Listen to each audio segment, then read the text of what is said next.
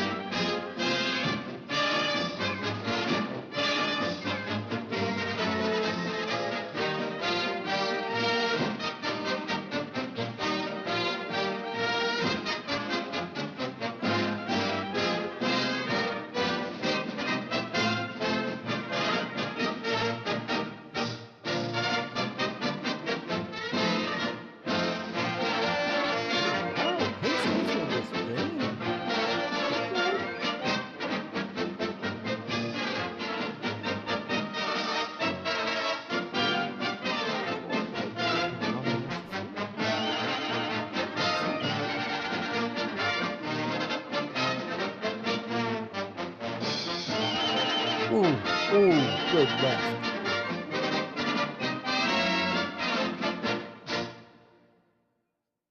Oh.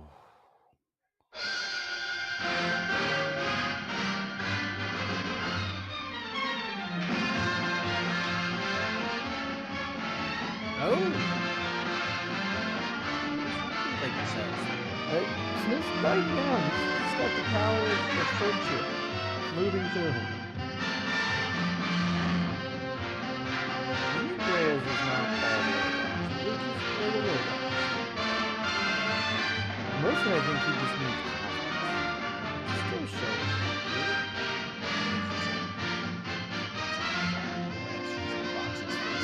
Anthony's definitely going to drop off as this fight goes on to it. And now he's hurt. And just trying to posture through the hurt.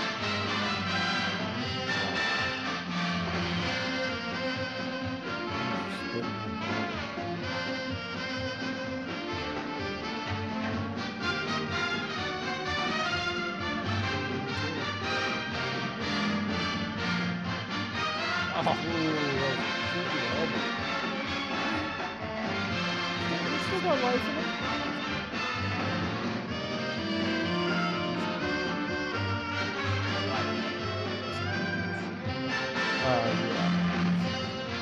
It was right after you said that this was his last one, and then hits that short left. I was like, oh my god, Mike, you really?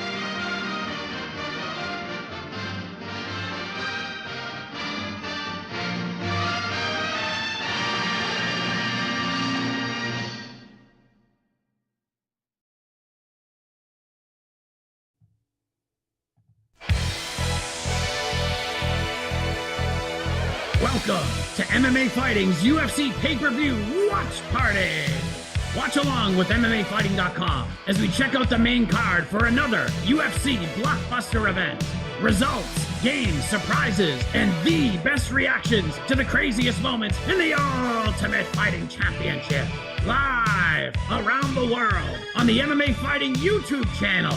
Here are your hosts, Mike Heck and Mr. No Gray Area, Jed Meshew.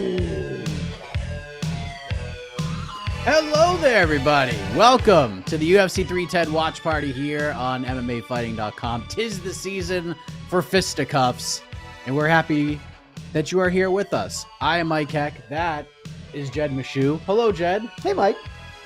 Having a good time? Dogs on top, Mike. I'm Dogs having on- a great time. Yes. Go, dogs. Go Dogs. Congratulations. You had to sweat that one out a little bit. Oh, yeah, I it was a understand. nightmare. But, fist fights are happening. Mostly they've been very fun. I missed the Evloev Aljo fight, which apparently was very fun. was very fun. So I'm excited to get to watch that one. It's the only fight I've missed on the card. So shame that I missed it. But this fight we thought might be depressing. It's been at least lively thus far. And Yes. you know how I feel about the main card. I love it. So it's a very good final pay-per-view of the year so far. Yes, we are very festive. We're in great moods. Dominic Reyes, Anthony Smith has made it to round 2. We're about 4:06 left in round 2, and Anthony Smith is working on a single leg and just got elbowed on top of the damn head. Yep, and now Dominic getting Reyes, more elbows to the ears. This is bad. Yeah, he's hurt. 12 to 6s are fine. So that's they're okay. very yeah. legal. Very legal. Oh, Smith is not enjoying this. Dominic at Reyes all. is not Michael Chandler. Smith is holding this single leg for dear life as he is getting his head pummeled, just whacked repeatedly. Reyes has hit him. Oh, but he's getting. I'll say he is getting closer to finishing this single leg. Dominic Reyes. Oh no, that's going to be the end of the fight. Yeah, I suspect. He just keeps now hitting. Smith is doing the desperation leg hold. Now he's sad. Full covering up. Oh, but he's trying to stand up. A kindly man in a street fight, Dominic Reyes would have walked off and said, "We're done here." Oh man, now he's got the arm trapped. Reyes now back on a different single leg, just holding. More elbows. He is bleeding a lot now too. Oh boy, things aren't going too hot for Lionheart. He's showing the heart off. He's gonna finish this takedown. He got like. He's gonna finish this takedown, Mike. Reyes no, he's just getting elbowed. Stop the damn fight. 42 unanswered significant strikes this round. And that was before the flurry of what Baker's dozen going. that just happened. Anthony Smith has landed 0 strikes. Oh my Reyes with God. 42 This is and tough. probably closer to 60 at this point in time. They're just letting this happen. I mean, Anthony's still somehow defending himself. I mean, he's still trying in there. This is an ass whooping. This is more the sad part we were predicting. The first round was tough. Reyes landed a lot of jabs, just kind of did land better, but Anthony Smith was competing. Anthony just tried to make it a dogfight, and that was like the best thing he could do. I mean, that is who he is as a fighter. Yeah. But this round, this has been full survival mode from the start. This is beyond 10-8. I mean, this will be a 10-8, this is but definitely a 10-8 with potential for more as they're still on your card. There's still 2 minutes left in this round. Yeah, this is like a 10-6 on the Jed Meshew scoring system. If I was legally allowed to score 10-6s, you best believe I would. Smith trying to credit to him. I thought this fight was literally going to be stopped, and he is still moving. I mean, he's not landing any offense. Yeah, I thought it was going to be over. Offense is gone, but he is. Dominic Reyes is tired. Yeah, I thought it was over like 2 minutes and 65 punches ago. Yeah. We got a little hammer fist. Reyes, another elbow.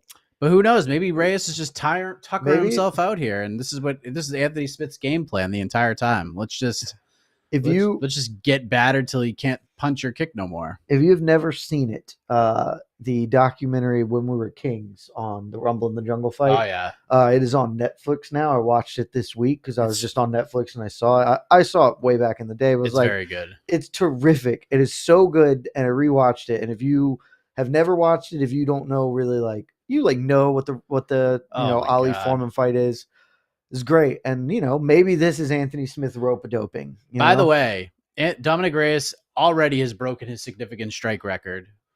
And he has fought in 5-rounders before. He went 5 rounds with John Jones. 127 is his new career set, high. And there's still a lot of time for that to add up. And honestly, I'm surprised it's not 127 this round alone. Yeah. He has been, he's not killing him. He's not drilling him in coffin nails. But this is 100 shots unanswered. A mercy stoppage. Jesus. Mark Goddard just saw 100 shots. It was like, we got to triple digits of unanswered strikes. All right, that's got to be that's for good Anthony enough. Smith. I mean, I think Anthony Smith and Chris Weidman should both. Yes, they both have long-standing positions with the company from a broadcasting perspective. Yeah. Anthony Smith is very good at this from an analyst role. Very good. He actually would be a terrific color guy. You could rotate him in there. I think he'd be awesome. Chris Weidman could do some desk stuff. He's really funny on those the morning weigh-in shows when he does those. So he's like, both these guys could still be employed, but I just don't want to really see them fight anymore. Yeah, I will say I'm very comfortable with Anthony Smith retiring. Do feel bad that, the circumstances out, because I didn't know about it until an hour ago, 20 minutes ago. Tough. His best friend dying a couple of weeks ago.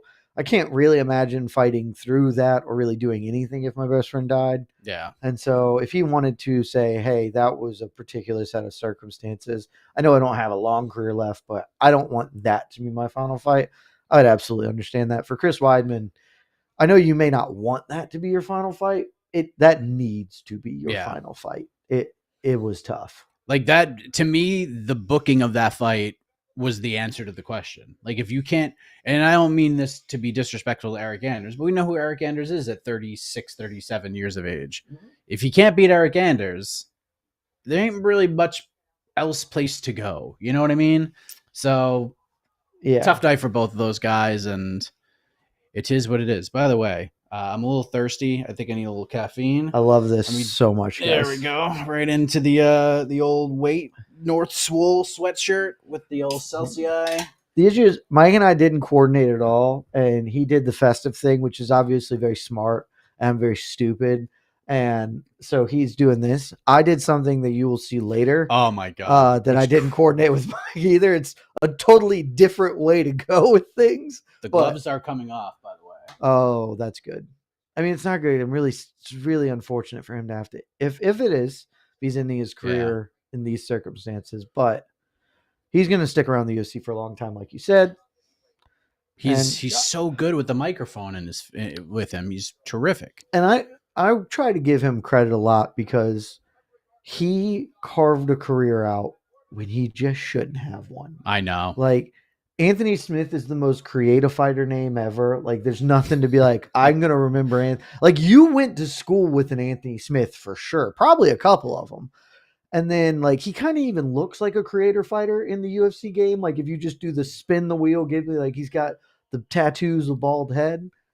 And so, Dom wants to know how you would have scored that round if Smith had made it to the corner. I mean, it was at least a 10-8. If it had continued like that for the remaining minute, I think that was left in that, I would have gone 10-7. I think there was like 25 seconds left or something. To me, and it's not necessary, like the way the rules are written, there's a lot of vagueness. To me, the judging criteria is pretty clear in that if they offer nothing, they offer no resistance of any kind.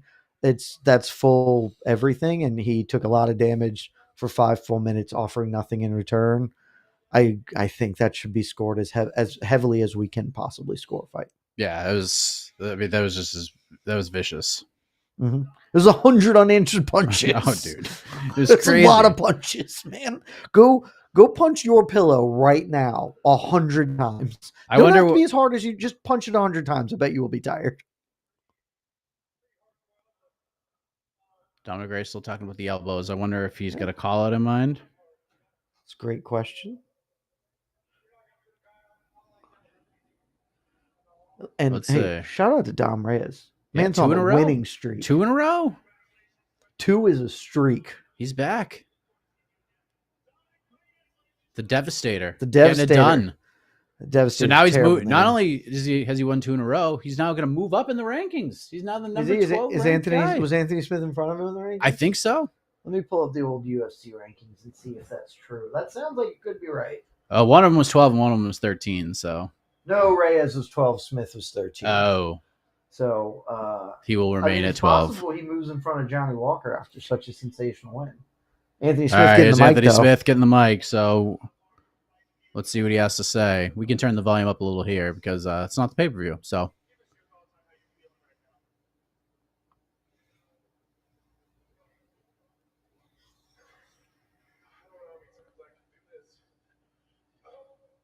Oh, man.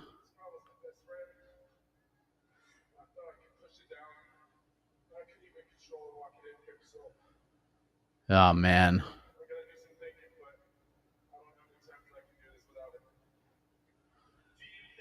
Anthony Smith says he doesn't know how many times he can continue to compete without his best friend. No full answer though. Yeah, says he wants to think on it. I think that is correct for him. Yeah. I think with as many emotions that have to be going through him right now, you take some time. There's no need to retire right now in this moment. Yeah. If you ultimately decide to walk away, I think that's perfectly obviously a fine call, but I just don't know, like, it's unnecessary to do at this moment. I'm trying to think, like, do you do like one more fight for both guys? Just have Wyden go to 205 and just have those dudes fight each other, like for one last one. I mean, honestly, I like. It's not terrible. I really just think Weidman should retire, and that's it. If he doesn't want to, I don't know. If Smith, wants there he is. If Smith wants Jamal to retire, getting booed in his own city. I'm trying to think who's just a terrible. I mean, Lucas Bresky's still around. He's a heavyweight. That's fine. Go to heavyweight. Anthony Smith, Lucas Bresky. Let's just get her done, Lucas Bresky is an important member of the UFC community. He is. In that he is going to help fighters get dubs. He sure is. Let's kind of go through the rest of what has happened as we await the main. Oh, I should probably get us ready for the main card. That is probably fair. Because we are about a minute away from this main card kicking off, and we already get the live thing. Kennedy Nzechukwu stopping. Kenny Nunchucks. Multiple parlay pieces for me throughout the day. Feeling pretty good about things. Oh, wait a minute. Did I lose one of the parlays? What parlay? I'll say, what parlay would you have lost? I was waiting for the hold on, what do I got? Okay, we're still alive. The violence parlay is still alive. Kennedy, Brechke, Reyes, Smith, all end inside the distance. I just need the main and co-main to join them. Inside the distance? Just that fight's ending inside the distance. Plus 296. Wow, that is going to put a lot of pressure on the main. Yes. I love that. The Kenny Nunchucks parlay with Shavkat in Cyril Gane also in play. So we're okay. We're alive. I may now be back on because Kenny Nunchucks was my boy for a very long time, and then he burned me, and so I've just been staying away. I stayed away this time. I had a long conversation with Alexandre K. Lee. Shout out AK, your best friend. Shout out AK. Love you, buddy. We talked for a little while this week about making him part of the climb. It was whether I was going to do him or Shavkat as my climb. And then I decided, ultimately, one, I didn't want to really trust Kenny yet. And two, it's better content if I have more stress for a fight that we're televised as opposed to the opener. Also, super happy because at the time Kenny Nunchucks was fighting, I was losing my mind watching UGA play Texas again. So I had a little split there, but I think I can trust him again. So, all right. I mean, next time out, depending on who he's facing, the next time he fights Lucas Bresky, you bet on him. Yes. Well, if he gets, again, because the Chris Barnett one, I didn't trust him either. I was like, Chris Barnett might win. Kenny Nunchucks. And then no. So, he is building my confidence back in him. That is great. Shout out to my boy, Michael Chiesa. Birthday boys get wins, Mike. He sure does. He looked real good, as did Chase Hooper, who just continues to do the damn thing. I was really impressed by the Hooper performance. Yeah. I had a bet on Clay Guida just because Hooper I didn't think should be a minus 1,000. It wasn't a big bet. And I picked, in our picking thing, I picked Hooper to win. I thought he would. He has looked so much better since bumping up a weight class. Yep. And just, he continues to develop, which is good. He was rushed a little bit, I think, pretty obviously. It's so young. Took a little time to get there. He's still a long shot off of being a top 15 guy or a title challenger, but I think the bump up in weight class he keeps developing, he's just going to be around for a very long time. Oh yeah, he's going to be in the UFC he's going to be in the UFC for another decade probably. Yeah. So shout out to Chase Hooper. You look great. People like you. You got a gimmick. The company seems to like you. Doing great, man. Yeah. Shout out to Michael Chiesa, like you said. He should absolutely be put on that Seattle card in February, which was just announced. Josh Van and Cody Durden was real fun. It was a super fun fight. Yeah. I love Josh Van. Josh Van is really Cody good Durden, ATT, Gwinnett, not Atlanta, but I've never actually met him, but he trains with people I used to train with, etc. People like him. He's a fun fighter. I had to pick against him because I love Josh Van. we talked about it this week, Mike. Josh Van is part of flyweight being awesome. Like the flyweight division in 3 years is going to be sick because you got guys like Josh Van. And Josh Van, like, he's doing it right. 4 fights this year.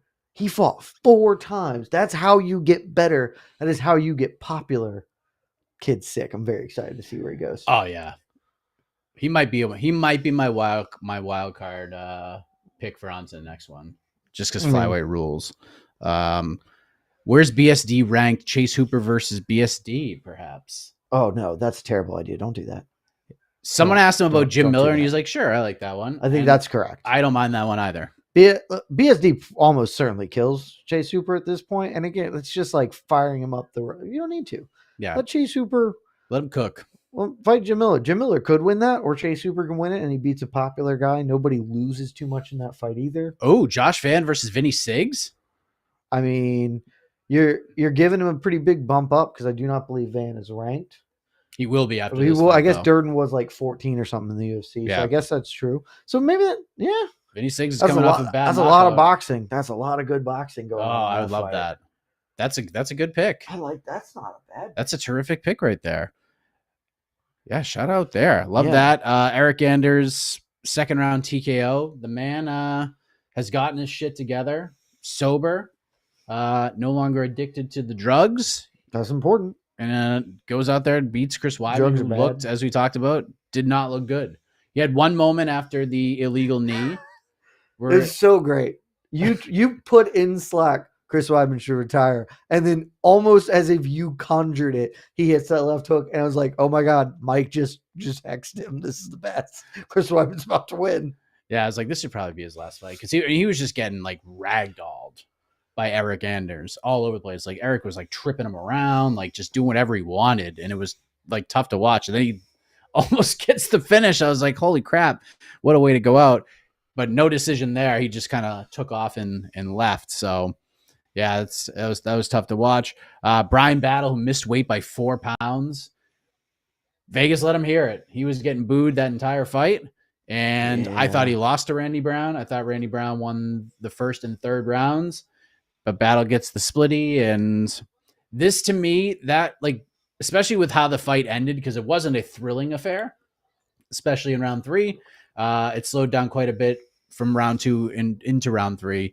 This win for Brian Battle will be, it's not exactly of the same, echelon because of the name value, but this is a Mario Batista versus Jose Aldo stock dropper for Brian Battle, where it's like, yeah, you won, but you gained nothing from this. You got 2 paychecks and lost a lot in the eyes of the people and probably in the promotion. I think that's fair. I missed the 1st round, so I can't really say confidently who won. I certainly thought Battle won the 2nd and Brown won the 3rd. So yeah, the clearest round of the fight. The first was clear. Yeah, the clearest round of the fight to me was round 1. Randy Brown just kind of beat him up, but it seemed like the commentary team, DC especially, was like, yeah, I think Battle took the 1st round off, just to kind of keep onto the gas tank a little bit more. But it is what it is. I had a bet on Randy Brown, stung a little bit, but it was a close fight. It's definitely not a robbery. And I almost bet Randy Brown this week, and then I had so much action on this card that I was like,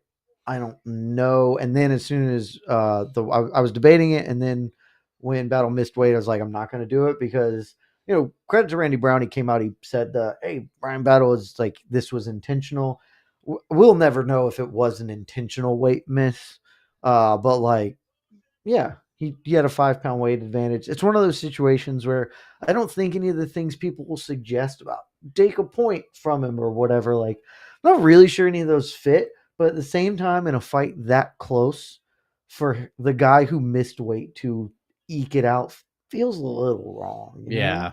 And then he cuts a promo on the crowd who were just absolutely booing him without mercy. Knows how to cut a promo in a crowd. Did it in Paris. Yep. He's be a villain, I guess. Yeah. Movsar Evloev defeats Aljamain Sterling. Great fight. Scramble fest. You'll have to go back and rewatch that one because it is fun. Of course. It's very, very good. I thought I left that fight feeling very confident that Movsar won the fight. I thought he definitely won round 2. I thought he won round 3. Yes, Aljo had control in some moments, but Evloev like actually did damage.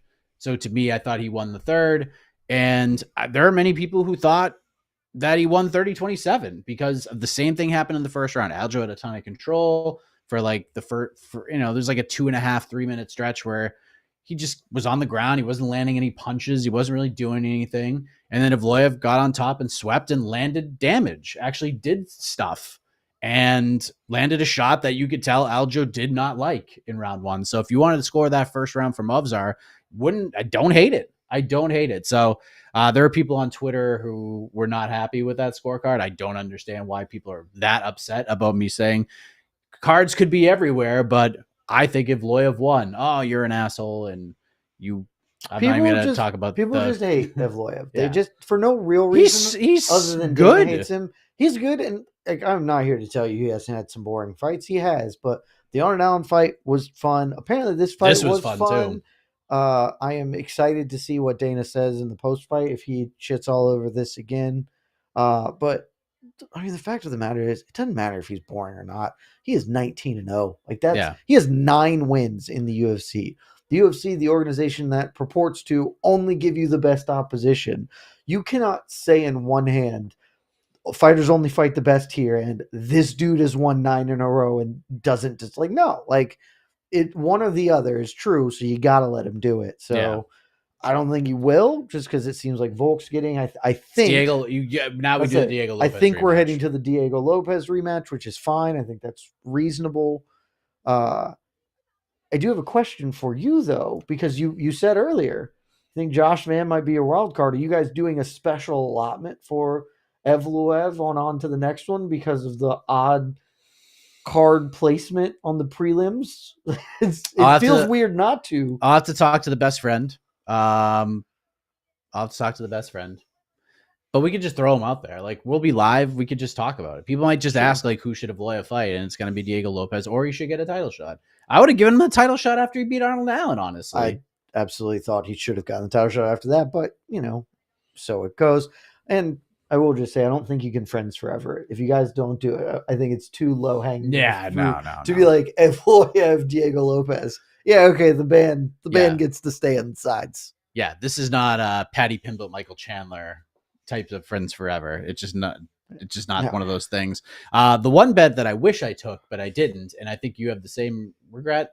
Vicente Luque just goes out there and melts Temba Garimbo. That fight went fighter. Yeah, I mean, the question to me, and I know you felt the same way, and there are others who felt the same as well.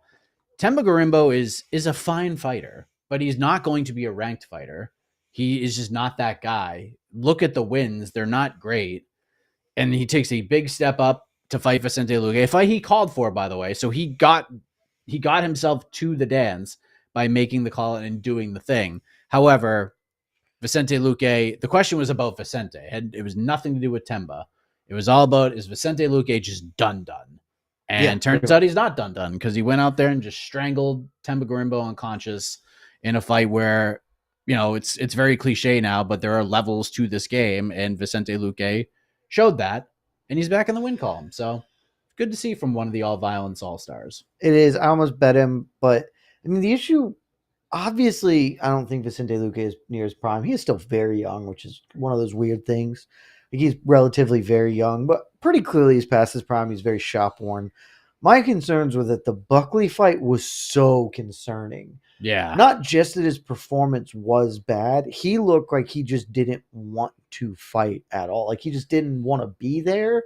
And if you start getting into that mentality and you're fighting for the wrong reasons or whatever, I don't know. And then to think of, okay, well, he was also supposed to fight Nick Diaz. Now he's fighting a guy nobody, people have heard about because of the Rock thing, but like, Temba Garimbo's not a star.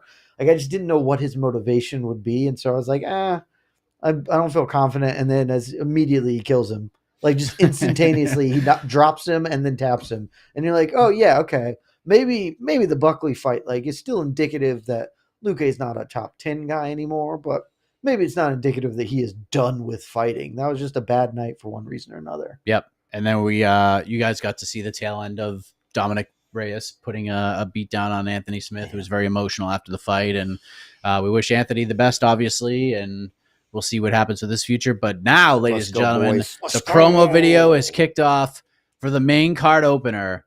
Featherweight banger. You know it's going to be chaos. One Nate the Train Landwehr, one of your favorite fighters taking on another one of your favorite fighters, the Korean Superman, Doo-Ho Choi.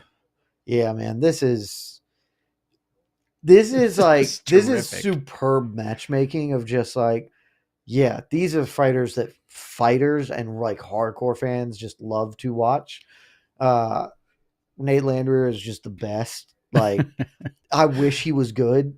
He's not bad, but like I wish he was good because I would adore him. He's not going to win a belt or anything, but he's never going to get ranked. Okay. But it doesn't matter because sometimes you're not. I'll tell you, Nate Landwehr is Justin Gaethje if Justin Gaethje was less of an athlete and bad. Like, they're the same fighter in that respect. But Justin Gaethje is extremely athletic and very good. Nate Landwehr is like you just took the sliders on Gaethje and moved him down a couple notches. So he's still awesome. And he goes out and says shit like, you know, I was losing before I won. Like, if you don't beat me, I'm probably gonna win. It's like, that's the best quote ever. Like, that's a Yogi Berra ass quote. And so he's delightful in that thick Tennessee accent. Like, he rules. It's so good. I do have a bet on this fight. I just have this under 2.5. I have Nate Landwehr. It's the ChatGPT bet of the week, baby. Oh, okay. ChatGPT boldly predicting that this will be a nip and tuck affair that goes to decision, saying that Landwehr grits it out down the stretch, but that they're both going to play hell at each other. ChatGPT not doing as great this year. It's still okay. It's still like 66%, I think, this year, because I haven't done it every. That's not bad though. 66% picking, close fight odds that'll get you paid. But last year it was like 82%. It was an unbelievable like 14-4 or some nonsense. That's wild. Clarksville, Tennessee, stand up. Doo-Ho Choi, Korean Superman, making his walk to the octagon. My pick is Nate Landwehr KO round 1, in just the Nate Landwehrist way possible, where Doo-Ho Choi is probably going to knock him for a loop, and we're like, oh my god, this fight's over, and then Nate Landwehr suddenly rises from the ashes and then knocks out Doo-Ho Choi with like 7 seconds left in round 1.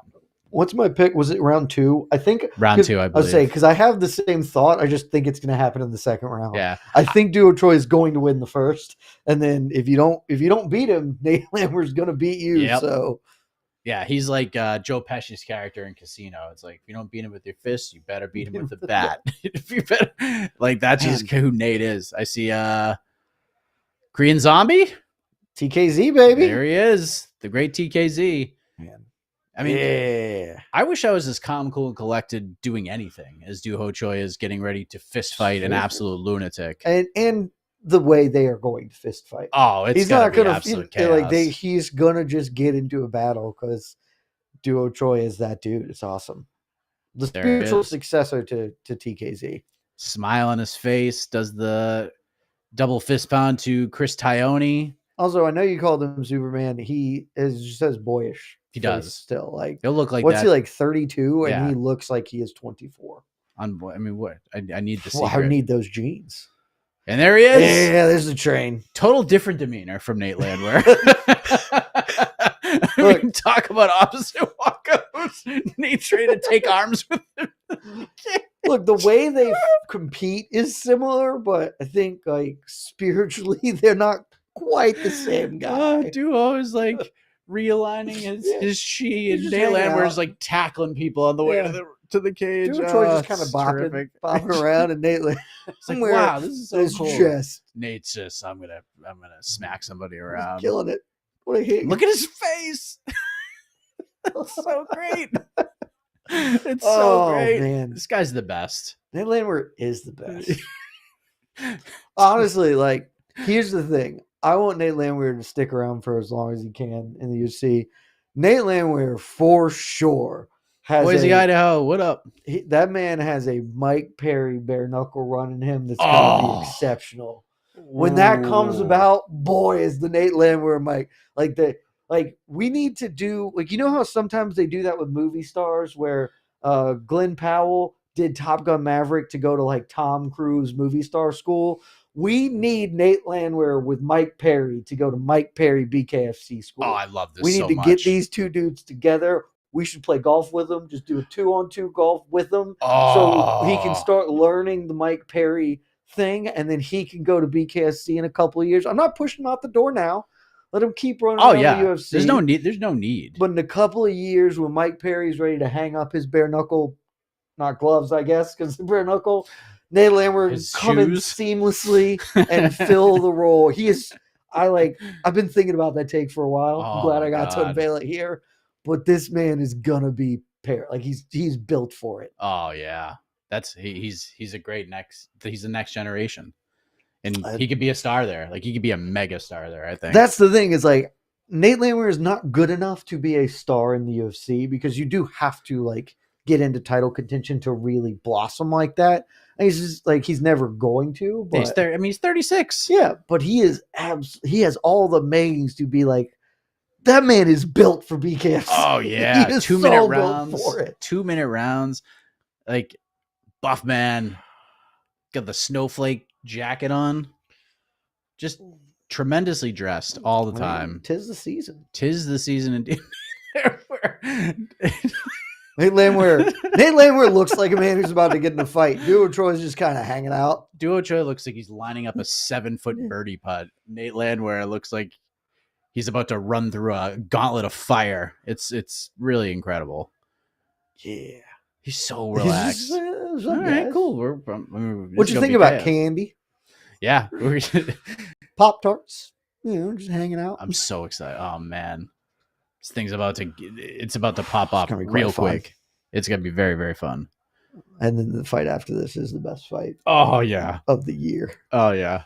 Might be the best moment of the year, and maybe the best moment in watch party history when you unveil That's my favorite. Everything about that fight is so good. Oh man, this is a great warm up. We've had a little time to digest from what could have been the set, and this is like frankly the mixing of the martial arts, the real chaos, and then it's the complete opposite. It's still chaos, but of the complete opposite variety with Bryce and Crone. It's the Nate Landwehr and Duo Choi.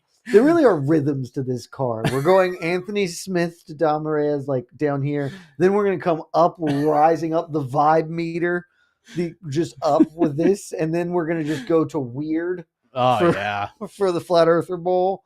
It's a roller coaster. All right. There's Chris Tione. There's the Octagon Girls. And here we go. There's Nate. Very upset. There's Duo. Very happy. So happy. These guys are going to become like best friends after this fight. There's no doubt in my mind. They're definitely going to have a beer together if Duo Troy's old enough to have one. Nate is running across the cage. We are underway. 456, 455, 454. Casey is like right on here. Casey's nailing it. He's a professional. All right. Oh! Duo Choi with the big uppercut right away. From Choi just immediately just pops Nate's head up.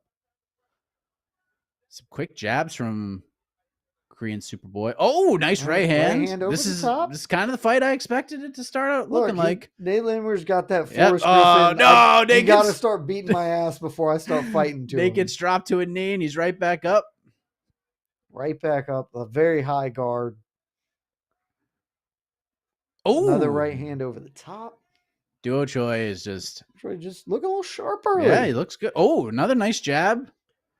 Nate just needs to get hit 1,000 times. Big leg kick, almost knocks he's well on his way, Mike. Gets hit with another uppercut. He's getting hit a lot.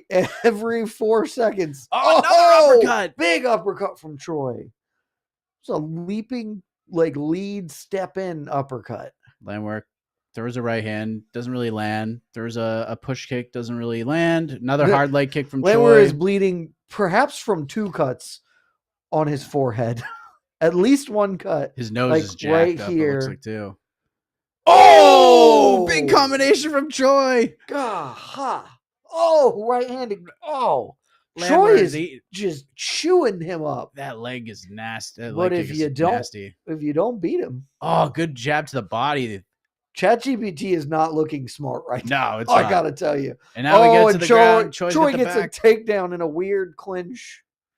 All you're doing is making Nate Landwehr mad. I'd say, yeah. This is the fight Nate wants. Yep, this is it. We're just getting grimy with it. Now he's getting a little breather, just holding onto the leg. Nice little elbow from Choi. Landwehr trying to get back up, but Choi just drags him back down. Trying to get the hook in. Landwehr's just holding on to that glove, perhaps. The wrist. If you're not cheating. He should. Just do it. They ain't going to call it. They ain't going to take points away. Chris Weidman got kneed clearly illegally and just got Eric Gane. That was a sick knee. It was a really good knee. It sure was. Super illegal. Yeah. I was like, man, you got him. It wasn't remotely legal. It never has been. It's not like a new rule thing. Like that's just never been okay.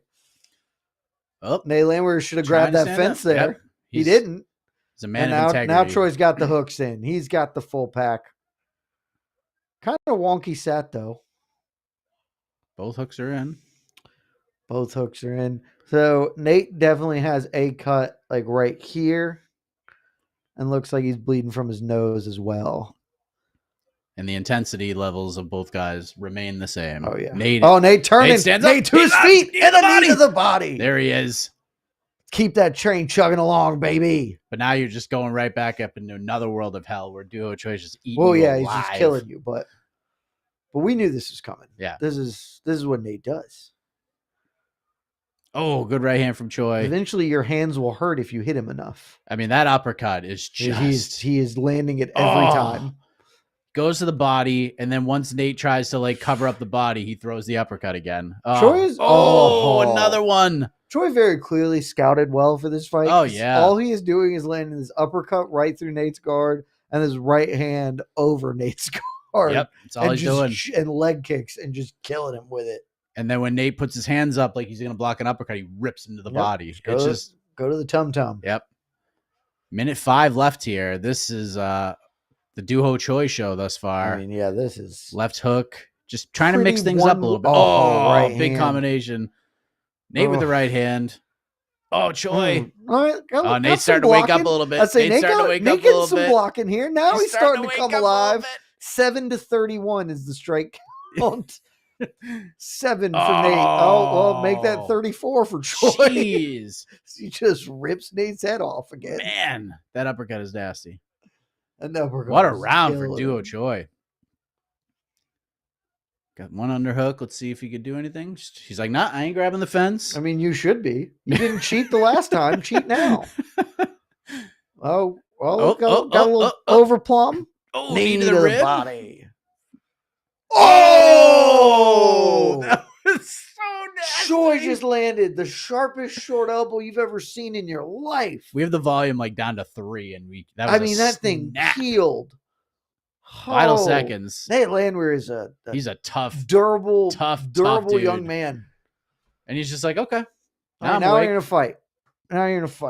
10-9 for Choi. Let's make it official. With the Christmas colors.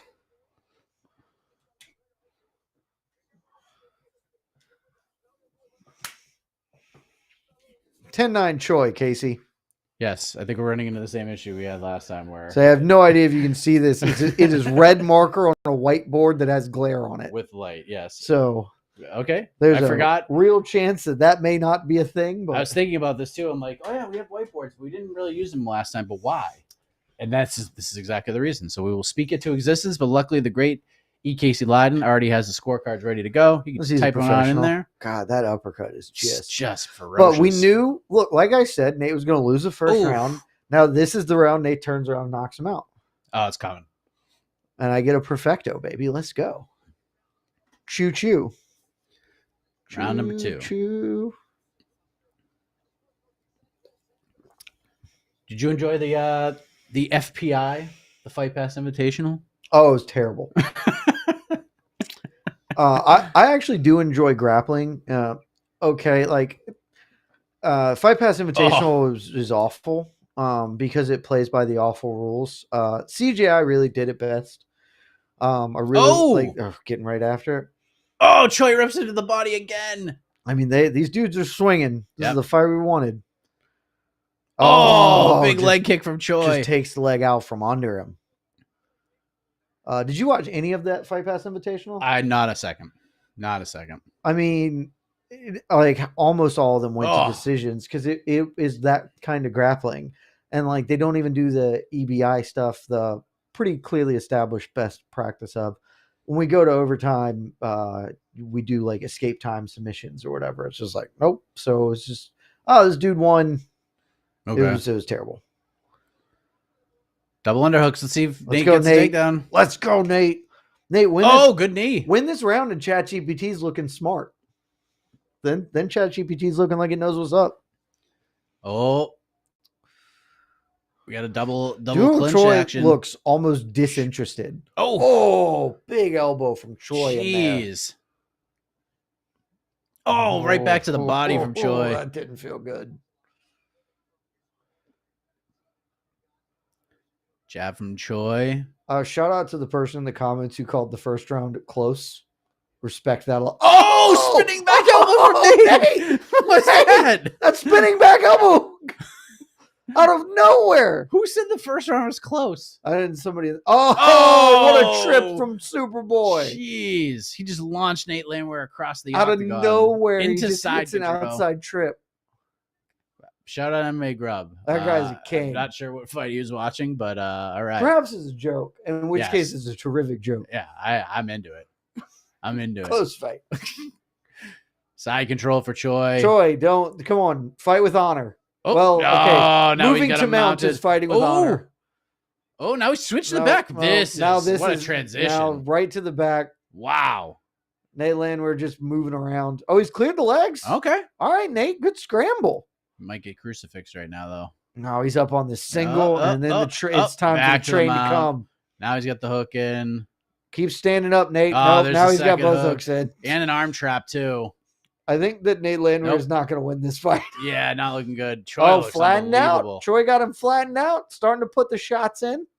Landwehr looks he coughed a little bit. This is the best he's ever looked. I mean, I like Choi winning because that means we're one step closer to Nate Landwehr, BKFC King. Oh, yeah, that's true. You telling me you wouldn't sign up for Chad Mendez, Nate Landwehr, and BKFC? Oh, it'd be incredible. Tomorrow? There's lots of fights. I want you to know we could get Nate Landwehr, Eddie Alvarez.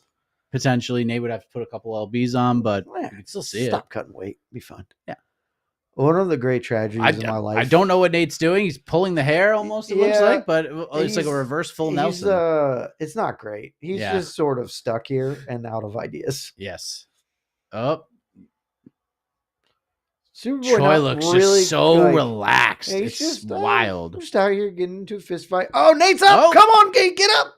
Choi fight with honor, Choi. Choi with honor. He's like, all right, stand up. Don't trip him again.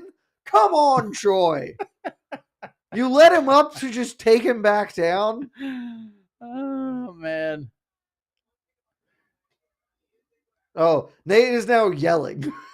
He is doing the grunt scream as he tries to buck Choi off. And Choi is this is incredible. Totally relaxed. Trying to will himself out of getting owned. New record for duo Choi. His third takedown. Train just playing possum. Hey yo. I like it. Terrific. That's the plan. You're the man. Mike, can I tell you how sad I am that I missed going to BKFC last night? Yeah, dude. It's a time. It was in Atlanta, and I forgot it was, and I was like, "What? How did I not remember this?" Oh, because I can't go because we're doing this, which I don't regret because I love this. Yes, but I was could have saw Braxton Smith fight live. I could have seen a 2-second KO. That's true. Like I was literally in the barbershop. It was cool because this has never happened to me. But I went to the barbershop and dudes were talking about fights and the BKFC stuff, and I was like, "Oh man, that's sick." Love when that happens. And then they were talking about this card, and it was great. We got singing going on in the crowd, but Duo Choi is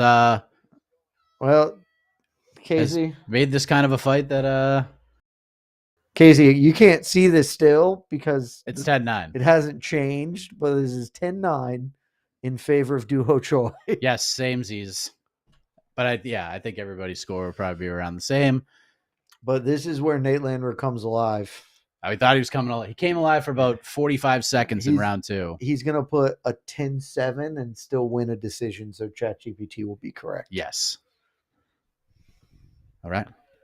Choi still looks very relaxed. Nate Landwehr looks like... Jay, I was in the barbershop getting my hair cut because my hair has been cut. That's true. It's not as long as it used to be. It's still long. Choi just rip into the body. Oh, that foot sweep is so sick. CJ, look, it only goes to like here instead of down. There's too much of it previously. If you order UFC 311 right now, you get it for $10 less. Ooh. Today was $10 less. No matter, they just gave it. They called it holiday pricing. Wow, what nice! AKA, so nice of them. Not a lot of people are going to buy this one, so maybe we could sell a couple extra pay-per-views. I think that's smart. That is very smart.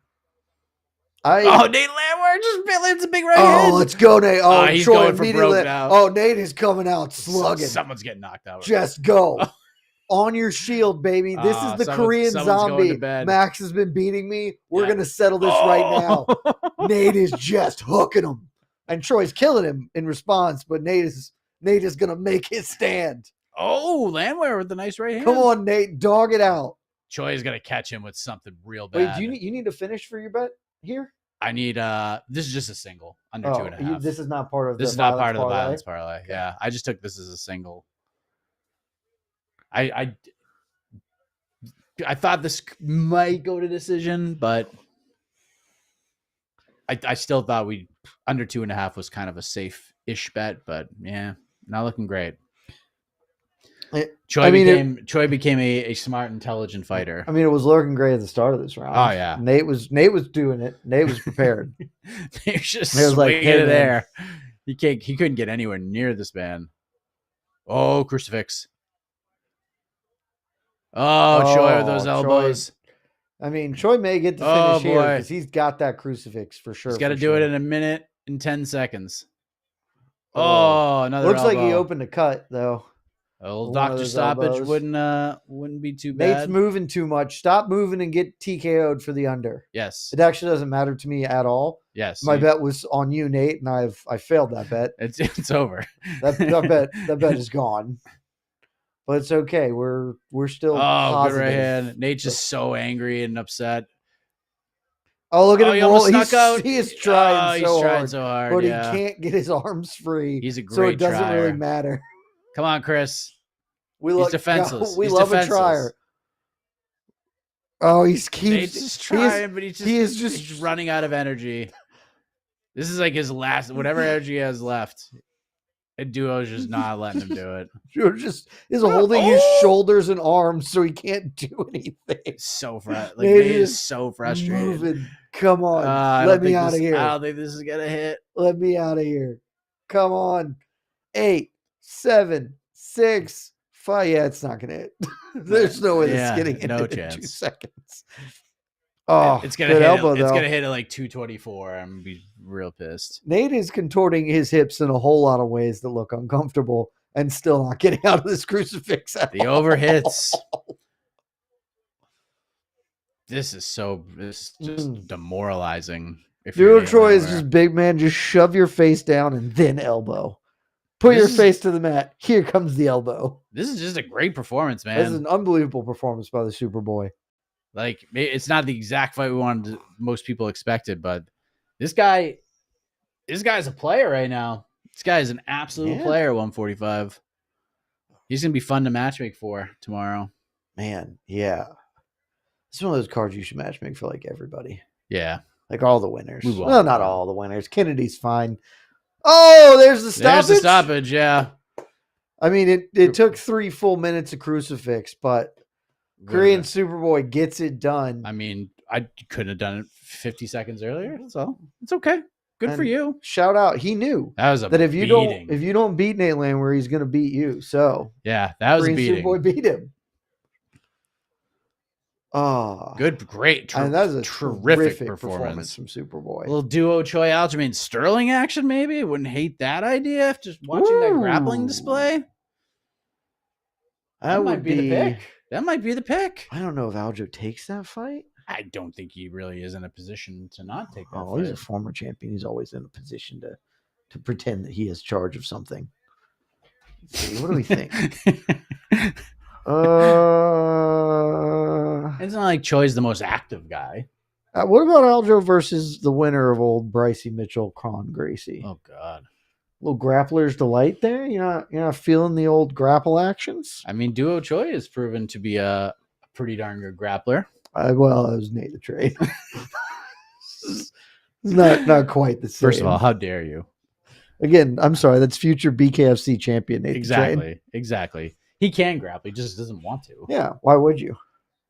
He didn't expect this from Duo Choi. But Duo Choi also thumped him up proper on the feet too. He won literally every second of this fight.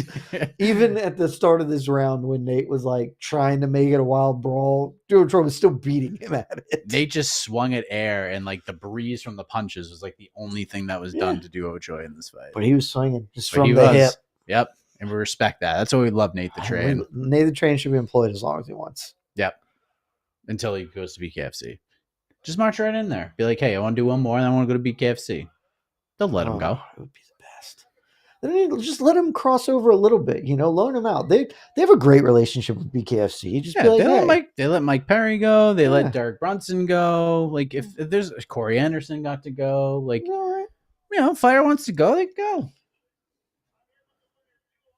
What a performance from the Korean Superboy. Gets it done. Is this 2 in a row? 3 in a row?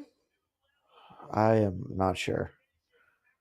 I mean, putting a knockout stat after winning. Oh no, he did get a knockout. I forgot. It's TKO? Son of a biscuit. Forget anything Doesn't I just really said. Feel like a knockout because crucifixes never do, but he's now TKO? Now sole possession of third the Hunter. Place. What's up? What's up? Craven the Hunter. The movie's gonna be terrible. So happy. Same mentality he had before. Hunter Smith, you're not wrong, but I think we were pretty clear when I was very specific saying Nate Landwehr is good, but he's fun. And if you didn't think he was fun, like we were pretty objective, like he's not very good. Yeah, he's not bad. He's just not good. Yeah. I think my exact quote was, if Nate Landwehr was good, he'd be Justin Gaethje, but he's not. So instead, he's just fun. Yeah, we said he's never gonna be he's not gonna be a ranked fighter. He's not gonna fight for a belt. He's just gonna be in there to put on fun fights. Yeah, and there's positions for all those people. We love people like that. Maybe we get someday like a Nate Landwehr versus like Shane Burgos BKFC fight, because that would be friggin' fantastic. Oh, that is violent. That is very fun. Oh, Nate just screaming, like just yelling while getting ah.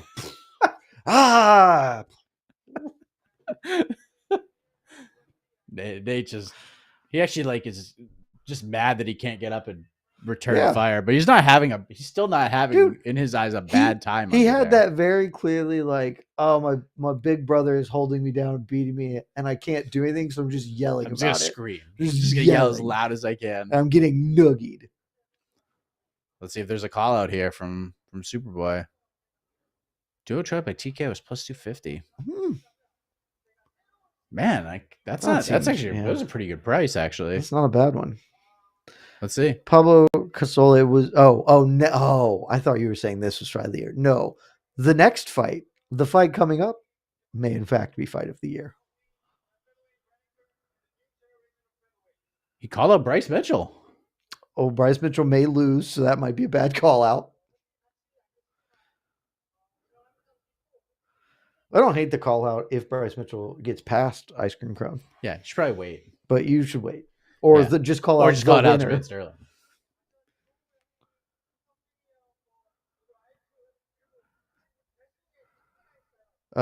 Old World Micmac, I believe Duo Choi has already done his enlistment, which is why he was out for 2 years or whatever. Yeah, I think he's good now. Mm-hmm. I mean, confirm that, but I'm like 90% that I'm right on that one. He's fought twice this year, right? That was the second fight of the year. Yes, because he fought Bill Algeo in July. Oh yes. And yes, Duo Choi did do his enlistment. That's why he has a 4-year gap in his resume. Y'all know he was dope and awesome, and then much like Korean Zombie, who was dope and awesome, and then had to go serve, and then came back and was still dope and awesome. Duo Choi doing the same thing. It's about that time. Oh, is it about that time? We're on deck. These two guys are getting ready to make the walk. I mean, sticking at featherweight. What two guys? What two guys are you talking about, Mike? You know who I'm talking about. The two men we just mentioned. Are you talking about the greatest fight this year? Yes. Rob Van Dam, what's up? Terrific. And there's Bo Nickel. The crowd goes mild. Bo Nickel was their thing on Thursday to watch his boy lose. And there's JWoww. Oh, I was like, who's Jay? Oh, and there's King Green. Shore. Old Robert Green. Old Robert Green. Looks like I thought that was Connor Burke. Oh, and Cowboy. For a second. There's Cowboy who wants to fight. Apparently, I mean, Rob probably going to. There's. Oh, you're alive. Oh, she's fighting for the belt. Zhang Wei Li, February 8th. Whoa. UFC 312. Whoa. Breaking news. Whoa. Out of nowhere. Wow. Also, Vina Jandiroba just got boned. Yeah. Vina Jandiroba is supposed to fight her. Tatiana pulls out injured and then gets a title shot. No. It wasn't apparently it wasn't an injury. It was like some sort of health related issue. But now, okay, maybe we understand. Was the health related injury issue? I'm just gonna get a title shot instead. Suck it. Well, maybe they offered it to Vienna, and she was like, "No, I don't want to fight in Australia." And they're like, "All right, bet Tatiana, you want to fight for the belt in Australia? Okay, man, there you go." I didn't see that one coming. Okay, wow. I mean, that's how you do a fight. That is very WWE of them. You can tell TKO has got their hand in this because that was just an out of nowhere, a swerve, as the kids say. You bring in Rob Van Dam, which is pretty awesome, and then all of a sudden. Oh, and we got DDP versus Sean Strickland. Oh, come on. In Sydney. Wow. I mean, it's fine. Why are we not doing the Shavkat thing? The Hamza? Hamza.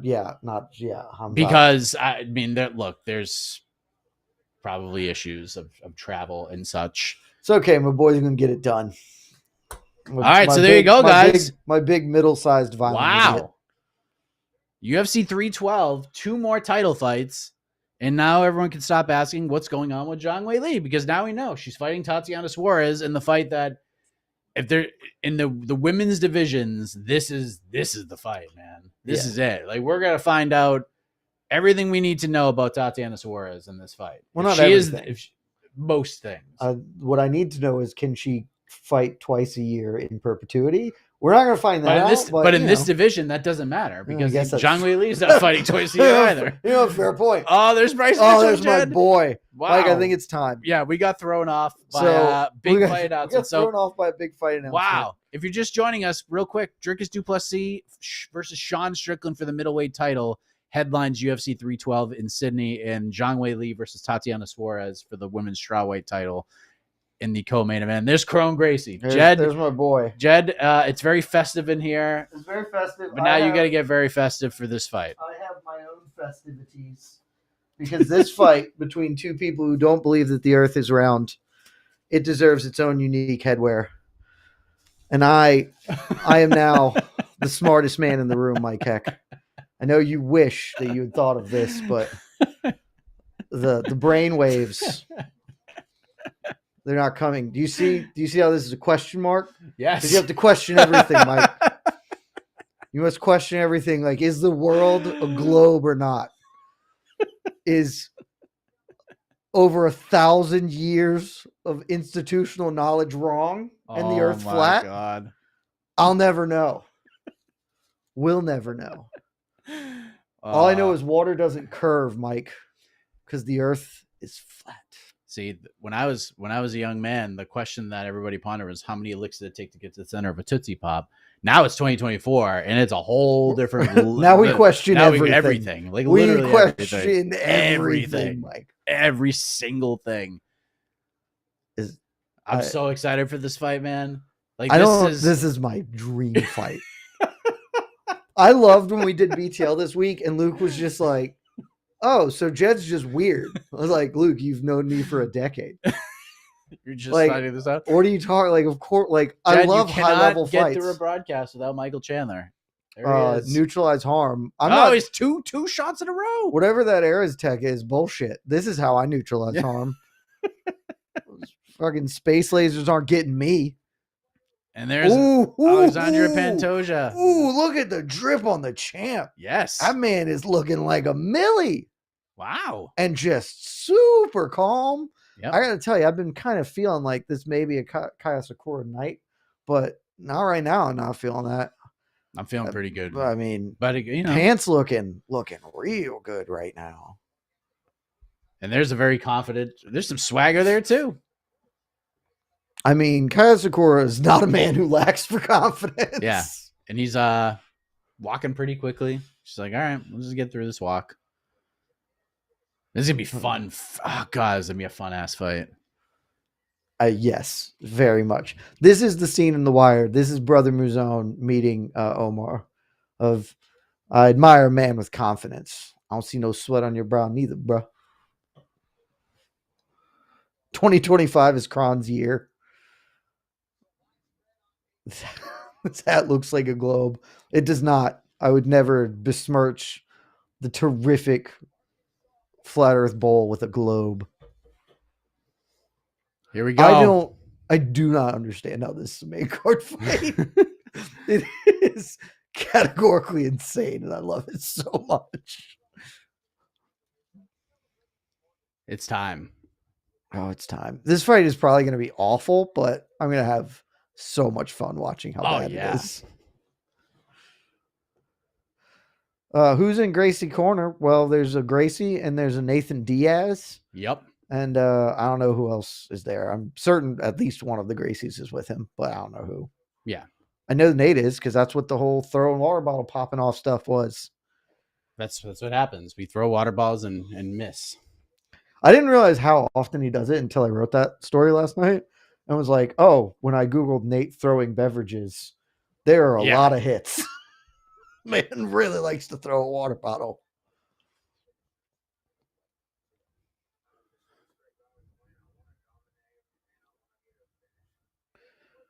Wants to dominate him and get a finish. I mean, that's kind of the goal, right? No. I forgot that Kron Gracie tapped Alex Caceres. That's like a good win.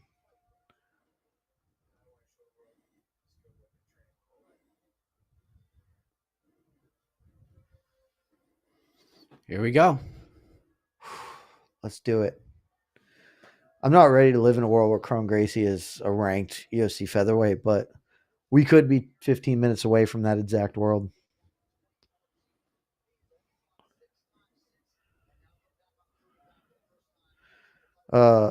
Left hook Larry, there could absolutely be Izzy and Volk in Sydney. Volk probably not, because Volk probably is fighting for the belt, but Israel Adesanya is not fighting for a belt, so he could be the feature fight against somebody. Oh, yeah. It's very, very possible that he runs that. Or also, as I've been informed, New Zealand and Australia are not actually like that close. Like they are, but not like it's not like a hop, skip, and a jump away. Oh yeah. Mike, what did you do? Don't you have a saucy little bet here? I have Kron Gracie. Yeah, I have a bet on Kron Gracie. Obviously, the pick there for things being equal is Bryce Mitchell by decision, because this is weird and wacky. But for a fight where I literally have no idea what is going to happen, I'm going to take the plus 550 shot on Kron Gracie.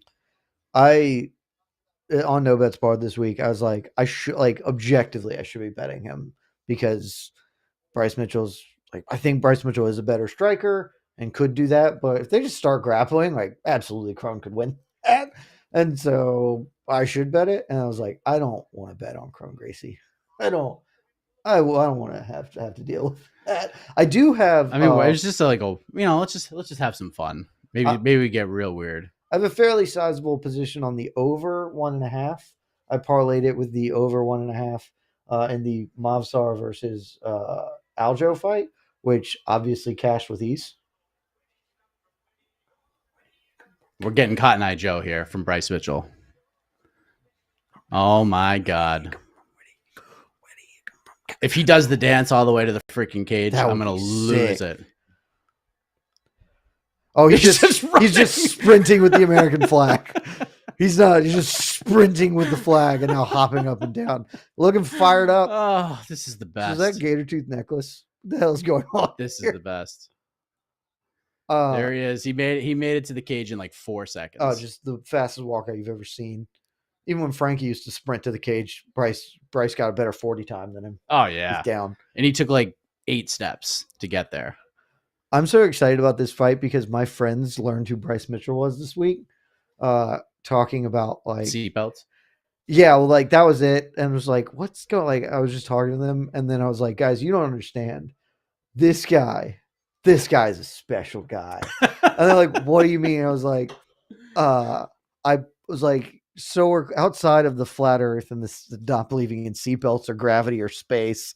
I was like, let me find it. And I just pulled up his tweet saying how he almost ripped his genitals off with a drill. And they were like, how? I was like, because, he was doing something and he just put the drill in his pants and then it got hit and turned on. And if you shove a drill down your pants, it's right there. Gracie by submission is plus 1,400. Wow. I mean, I don't think that's happening, but that is a big number. That's a way more fun bet. That is a way more fun bet than Gracie straight up. But still, plus 550 is fun. It's very fun. But yeah, my friends got to learn about the Bryce Mitchell drill incident, and then they got to learn. I don't know if I've ever told this on air. Maybe I have. I don't know. Maybe I told it this week. I interviewed him after like one of the events I was at because he was there and he had won. And there was nobody else there. It was like me and 2 dudes from some local media. And this was fairly early on in his career. And I was like, oh, you got a bonus. What are you going to do with the money?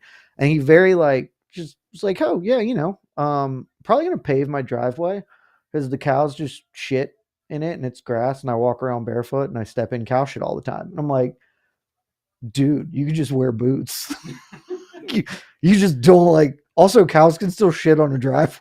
Oh, yeah, absolutely. Like, what are you? It was just the most insane. Like, yeah, I'm just tired of stepping in cow shit. I was like, do you just not look where you're like, what's going on here? He's such a special guy, and I love him. He's a very silly man. There he is, Chrome Gracie. He's a special guy. He is a special dude. Because the thing is, he's obviously a very silly person. You can tell that his heart is in the right place, but he just it's ridiculous and incredible. I love it. I love it so much. What happened? Did you break your microphone? I didn't break it. It's just the anticipation. The brain waves. All right, we should be good now.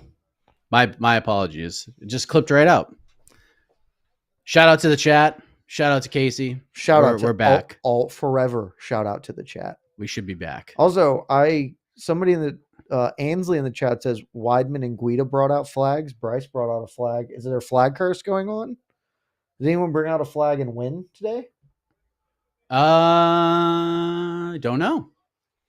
Well, we're about to find out because we are underway. Fists are about to fly. Sure they are. Sure they are. They may fly, but nothing else does. Oh, leg kick from Bryce. We have a strike. Alex Pereira is sitting cage. Do you think Alex Pereira is about to be dazzled by the striking acumen on display?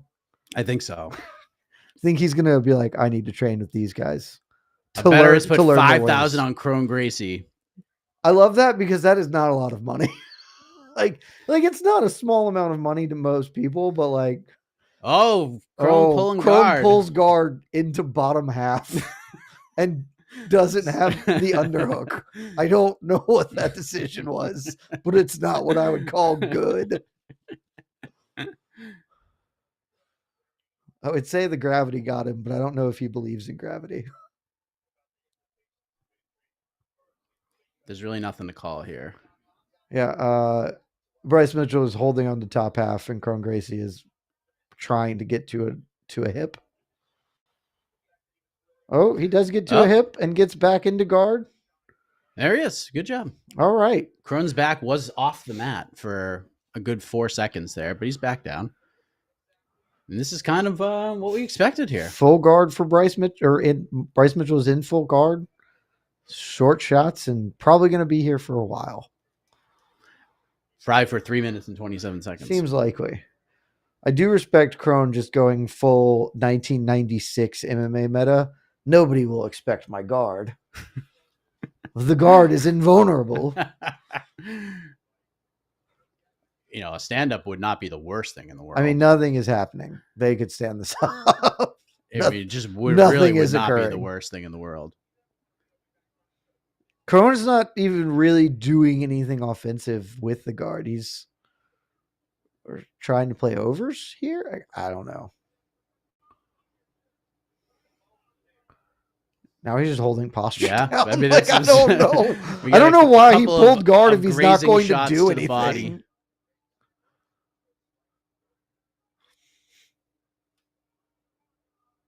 This is like, are you trying to set up a straight arm lock? Because that's not going to work.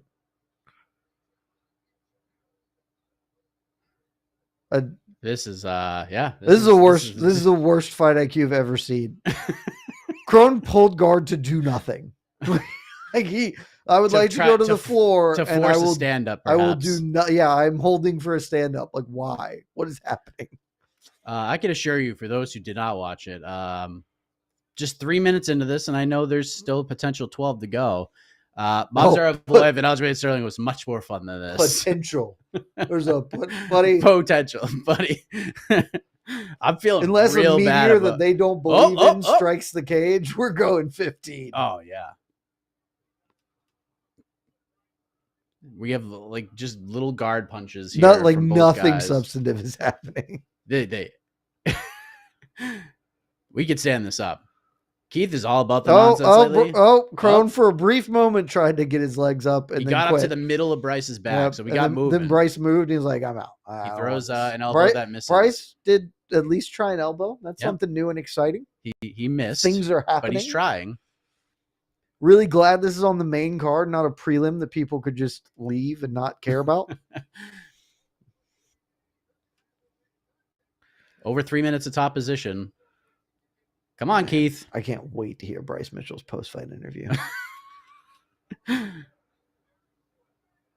Crowd is losing it. Yeah, this is one of the worst fights I've ever seen. This is a terrible fight.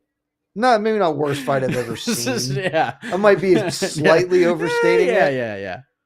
But like I thought that we'd have a lot more bozo in this fight, and instead it's just bad. Yeah. 30 seconds left in the round of the year. Swami, $5,000 is a small amount of money because usually when you see that a bettor has placed a wager, it's $100,000 or something.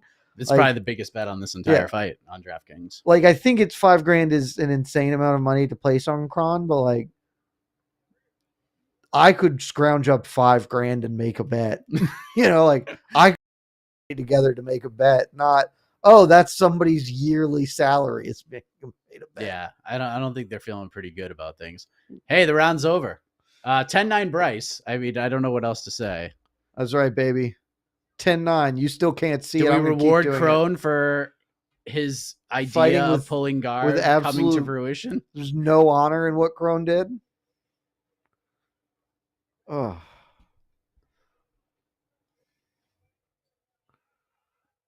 I'd rather watch Derek Lewis and Gane. I don't know about honestly, I actually accept that because at least the first round of that fight, I wasn't sure what it was. Right? I was like, there's still the tension of all it takes is one punch. And then in the second round, I was like, that one punch is never coming. But there was a 5-minute period where I was like, still on edge.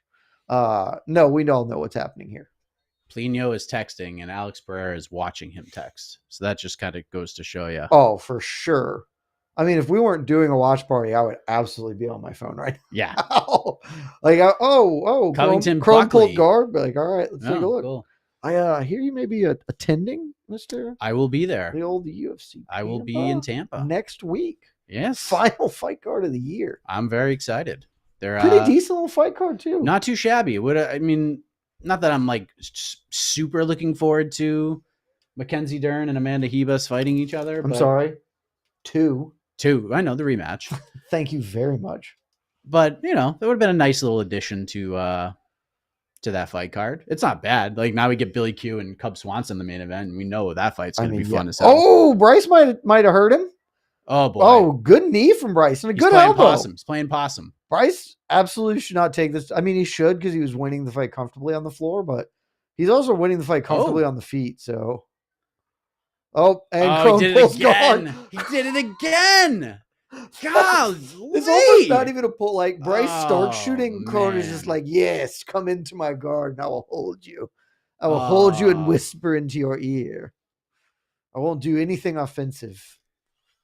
We will just hug." We know what the next 4 minutes and 1 second is supposed to look like. Maybe Crone just needs a hug. And he's like, I'll just fight him, and I'll get at least a couple good hugs in there with Bryce. We need Hickson to like just show up out of nowhere. Hickson by armbar. Crone really looks a ton like Hickson too. Yeah. And doesn't have really the mystique of Hickson whatsoever. No, he looks worse in this fight than he did in the Jourdain fight. And that's saying something. Yeah. That's how it goes. I still look back at the reaction to them posting this fight on the graphic during the 309 watch party, and I'm still like, what? Where did this come from? That was so fun. Super saying, if you do Bing Rips every time this fight is boring, you are not going to be around for the next fight. Yeah. You're on another planet right now. And we all know he stood that other planets Bryce is don't standing exist. him up. Bryce stood him up. He stood him up, and then he's going to go right back to the ground because Kron's going to freaking bull guard again. Oh, Bryce might get a knockout. I need him to get a knockout in the next 15 seconds. Kron's coming back. Kron pulls guard again. Oh, man. It's because he doesn't have one of these hats, Mike, so the bad ideas are seeping in from the space. We get a fence grab from Kron? Dude, let him fence grab. He's doing nothing. If cheating lets him bring offense, it's fine. Then let's have it. Also, the overhit, I cashed my fairly large wager on a non-violence parlay. Nicely done. Sick. I was also never in doubt. Crone in this fight going 1.5. Come on, Crone. Oh, Crone actually trying offense. He's got an arm. Oh Mike, he has one. Oh, my God, if he does it. I mean, Mitchell's in good place to defend here, but that's pretty locked in. Mitchell's got the cross grip here. There's no way. I mean, 2 minutes to work. Mitchell is in a good place to defend here now.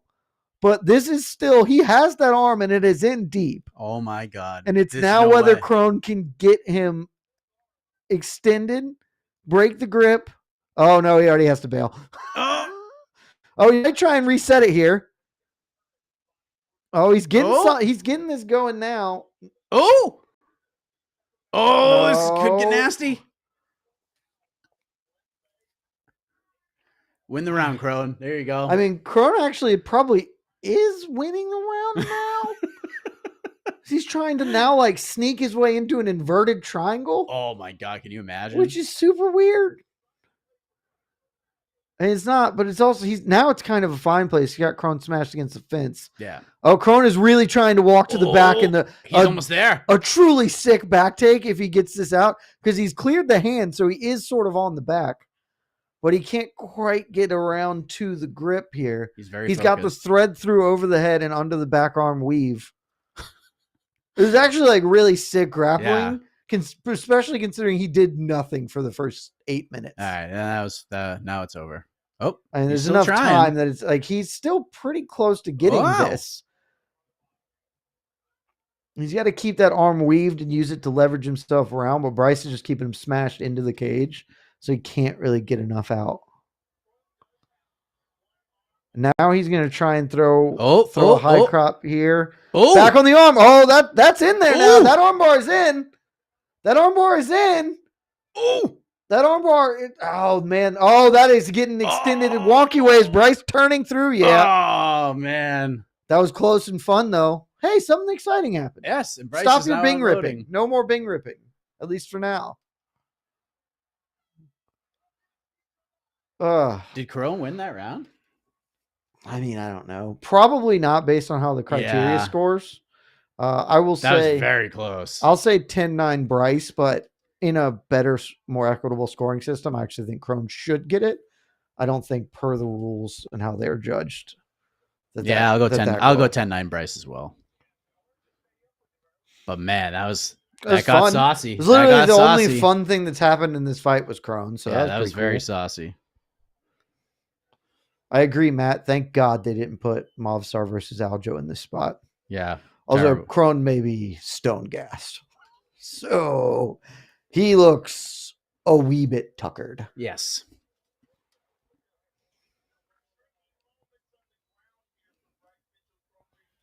Oh, I mean, it was great defense from Bryce because that got a little tricky in spots. Well, Mick Maynard just clapping and just giving it the old seal of approval. Gave him the old,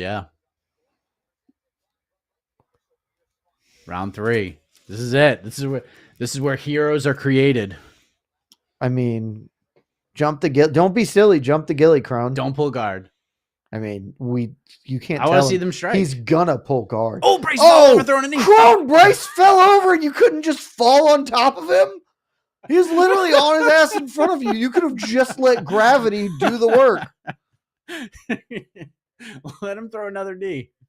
Bryce Mitchell should not Bryce Mitchell should absolutely not grapple at all this round and just chew Kron up on the feet. Good knee. See that. Kron immediately pulls guard again.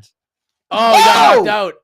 Oh! Did the slam knock him out? He must have. That elbow got him. Damn. I mean, Kron is in a bad way. Yeah, Super glad I didn't take the over 2.5 in this fight. Damn. Wow. Kron knocked himself out pulling guard is the best thing in the world. If that's actually what just happened, and Kron just knocked himself out by pulling guard, what a king. I mean, Kron is effed up right now. We got to see a replay here. Run it back. Oh, you give Bryce Mitchell that necklace. He has the immunity idol. He sure does. The rosary beads? Is that what it is? No. It's like there's like gator teeth on it. All right, let's see. Because he did. I mean, he slammed him. Oh, slams him with the elbow. He seems. He's out. He's for sure out after them elbows. He was out, and then the elbow was out. Bryce did the cool thing he got the elbow in on the chin and then just dropped all his weight behind it. Yeah, he was out there. He looked out there. But Bryce Mitchell, that elbow was filthy. You get the hat of triumph. Congratulations. I'll mail this to you. Yeah. Oh. DC says it's the slam. But, I mean, I think the slam hurt him, but I think the elbow. Yeah, the elbow ended the day. Yeah, his lights were out after the slam, but once the elbow landed, it was toast. Well, look at that immunity idol. Oh yeah. Oh, Father, Son, and the Holy Spirit and gator teeth. This guy is the best. Kron is he's Kron gone. Is not doing great. He's still not doing terrific. No, he's gone. Now we get the Bryce Mitchell post-fight interview. God, this is going to be the best. I mean, Bryce Mitchell just told me that the 3 gator teeth on his neck are the Father, Son, and Holy Spirit. I have no idea what's coming when he gets a mic in front of him. Except the Duho Choi challenge. That'd be terrific. What was Bryce Mitchell by knockout? Plus 17,000? That's probably a lot of money.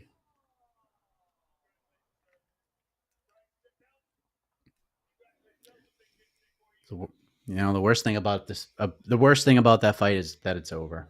I mean, yes. Also, respect. Should have been Bryce 5 doing rounds. The classy mouth guard behind the ear. Not giving it no.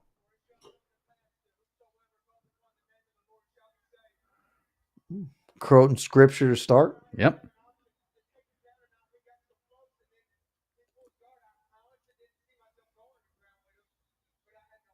He had no option. I mean, he's correct.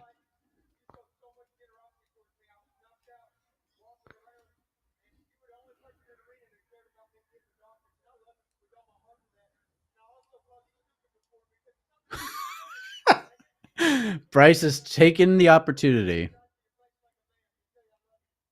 Wow. See, and that's the thing. He's growing up. Look, Bryce Mitchell is a foolish person in a lot of ways, but you could tell that he means well. Because that was very nice. I called you stupid, Joe. Wanted to apologize to your face. I don't think Joe was the only person who was concerned about you after Josh Emmett, I genuinely thought, killed you.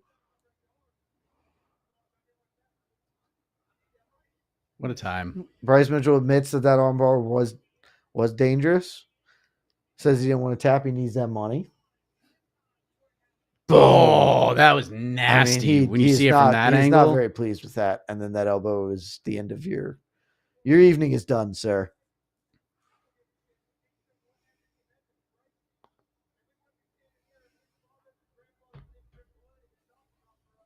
Shots to the body. Oh my God.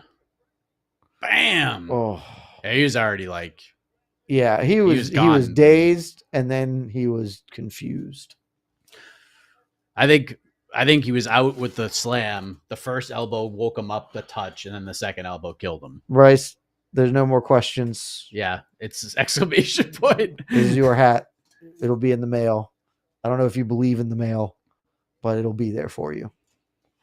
Now we move on to the greatest rematch of all time. I mean, I guess. It's an A rematch of all time. How do you book Bryce Mitchell now? I really actually like the Aljo fight. I think that makes sense. Okay. Aljo just has to fight back after losing. Yeah. He's not even that highly ranked. I think he was like 8 or 10. He's in front of Cater. He's beat Cater, yeah. But he's got to fight back. I think there are plenty of spots you could go, but Merab and Umar. Oh, so we haven't talked on air. Yeah, I do this is coming. We got to. I don't know. Did you guys talk about this in the pre-fight Q&A at all? We did not. Didn't come up. How did nobody? Come up at all. We gotta talk about the UFC 311 presser yesterday. I think everyone either read my tweets and is aware of my feelings, or if they're here, they've probably seen me talk and can guess my feelings. How do we feel about old Merab yesterday at the 311 presser? Boy, I got to tell you, I didn't think it could get worse for Merab. He goes in, whatever face he had left, I thought he saved it by, especially when you have Dana White announcing this fight and then saying Merab broke down the doors of the UFC headquarters and demanded that I put this fight together for this man because he was tired of Umar talking trash about him.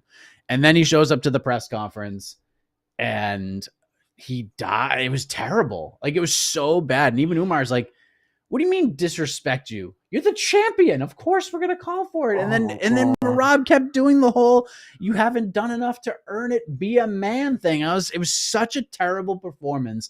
Thank God for Islam and Arman to just like, dude, we're the two best guys. It was Let's deeply scrap. The contrast was deeply funny. Oh my God. As they there's just absolutely no beef. They're just like, Islam's just like, yeah, he clearly deserves this. Well, I'm going to fight him because I want to fight the best dudes. It's like, how are you so bad at this? The Merab thing, I know that this is maybe a stretch. It honestly felt like the Don Davis thing where he, Dana gave him a lifeline of he broke down the door. And so Merab could have just come in and been like, this guy, people are disrespecting me. I wanted this fight. I'm doing it. And then he spent so much of that presser putting Petr Yan over. Umar is very trying to be very right. The part that outside of Islam being like, dude, just be cool. You're being real weird. Because Merab was being so weird. Umar was at one point fine, I don't deserve it.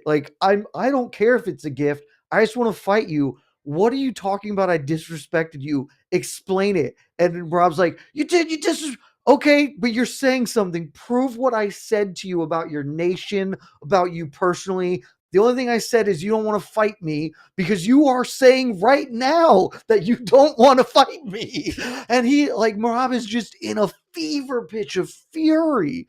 And it is so no, his rant on Petr Yan. You're not active. Well, he actually fought a dude Petr Yan. He looked at me. Who didn't think Petr Yan looked so amazing? Of course I want to fight him. He's very dangerous.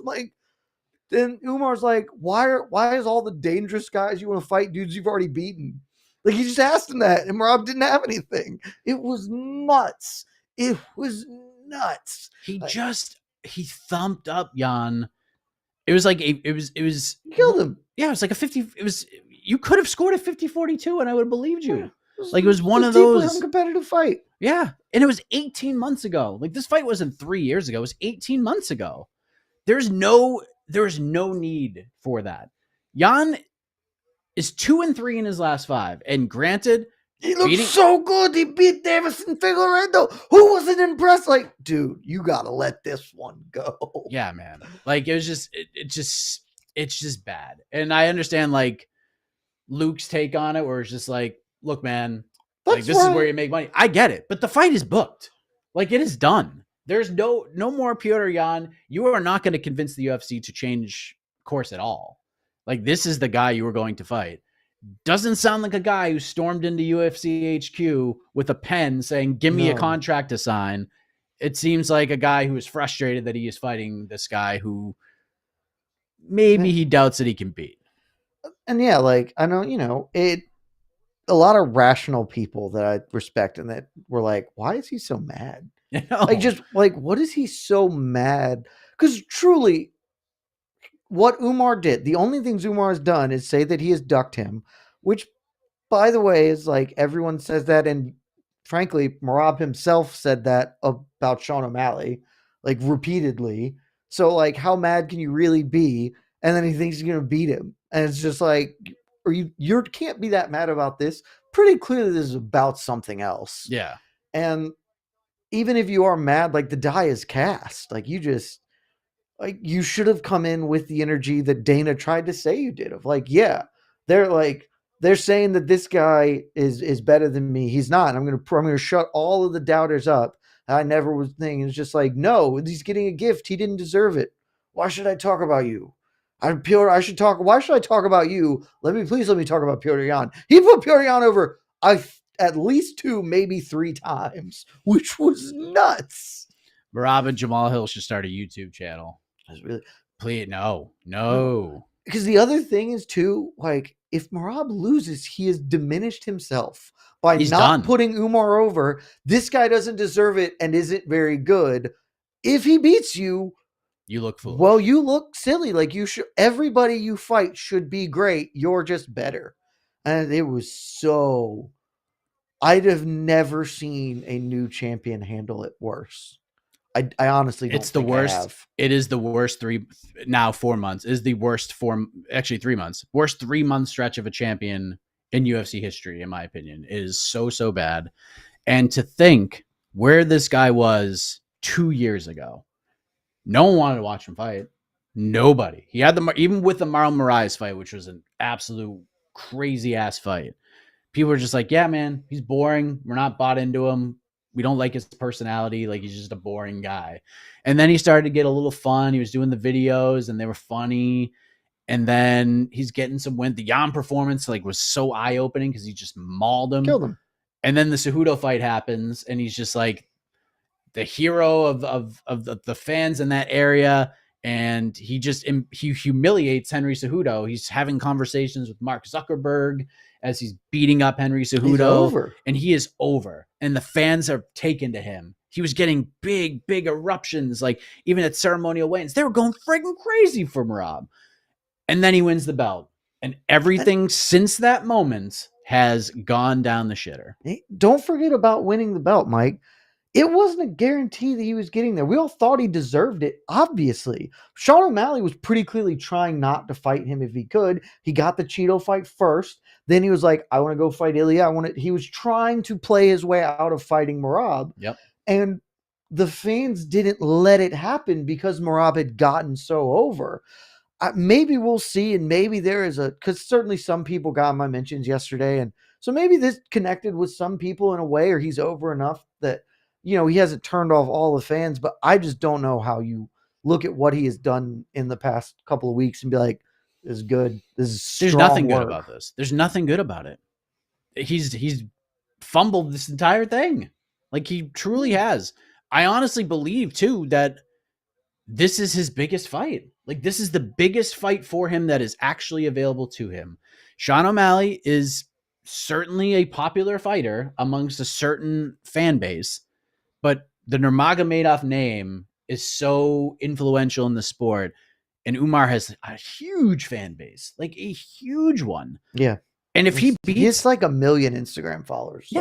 Something dumb. He's in a position where like you got to fight this dude, and if you beat him, then you can call your shots. You can call to fight Jan, do whatever. Like a win, if he goes in there and just runs over Umar and hands him his first L, and it's proven everything you said was right, then you get to call the shots. Then you're in a different tier, but you got to do it in the right way, where it's like, okay, this guy I'm fighting, I fought some good dudes. Sean O'Malley's great. Piotr Jan's great. You see what he did against David Figueroa, but this is a dangerous man.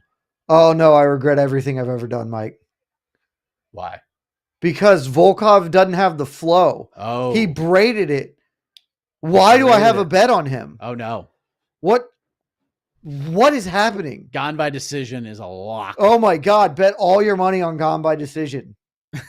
This is the dumbest thing that's ever happened. I couldn't be more upset. He can't win now. What in God? Like, who told him? All I talked about yesterday, other than Rob being a super weird dude, is like Volkov. Volkov might have the best hair in fighting.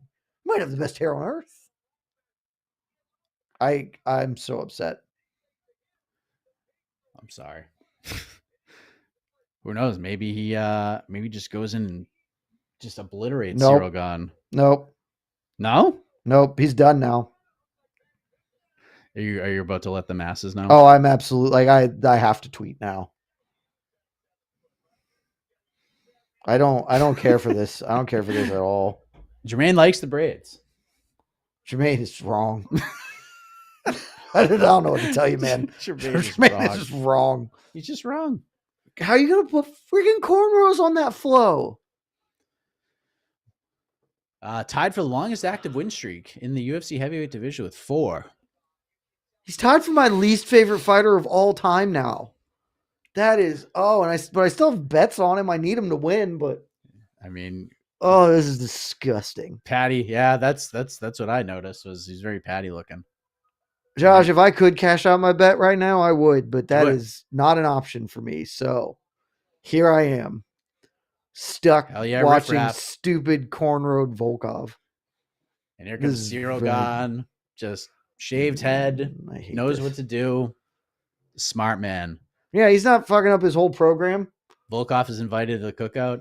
So we had a question on the People's Pre-Fight Show. Name 3 fighters on this card that you would have a beer with.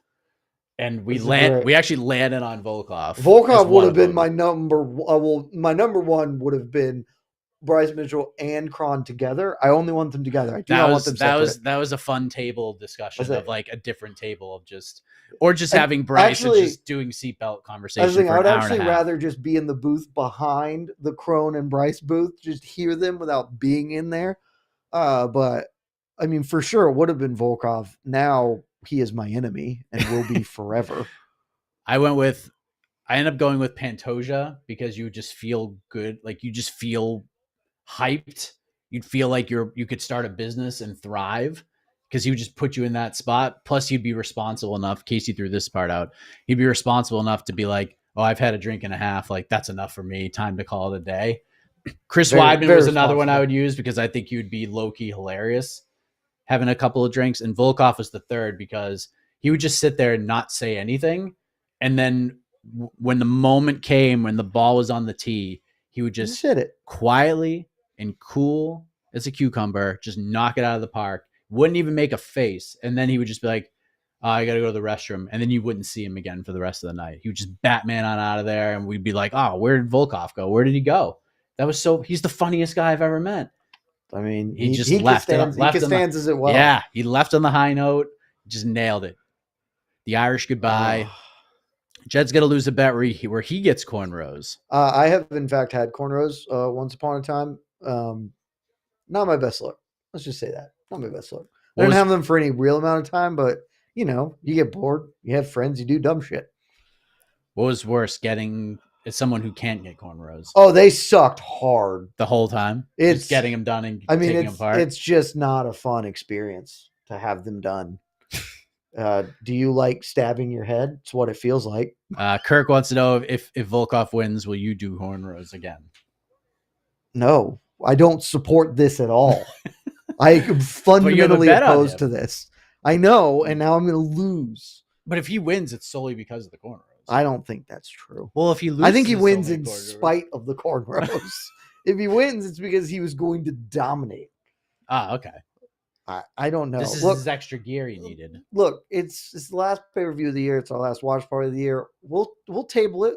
I'm not opposed to doing cornrows again, but I'm not going to be shanghaied into it on short notice and this nonsense. Ainsley, we got to put something on the table for it. Ainsley says Rose hurt too. It says what? Rose hurt. Oh, the cornrows hurt. Yeah, they are a miserable experience. Rat tail forever. Forever. Speaking of calm, cool, collected, Cyril Gane looks like he's about to take a walk in the park. He looks in pretty. Looks like he hits the gym a time or two. He's been in it a couple times. I'm sure. Looks like he hoists some weight up in the air. I'm so shook by Volkov with Rose. Because here's the thing, I'll never shave my head, like I'll never do that bet, but I'll get cornrows bet. And frankly, I would hate that probably more because I would look very silly and it will hurt. All right. Here we go. Well, who's your pick here? Gone by decision? Gone by decision. Okay.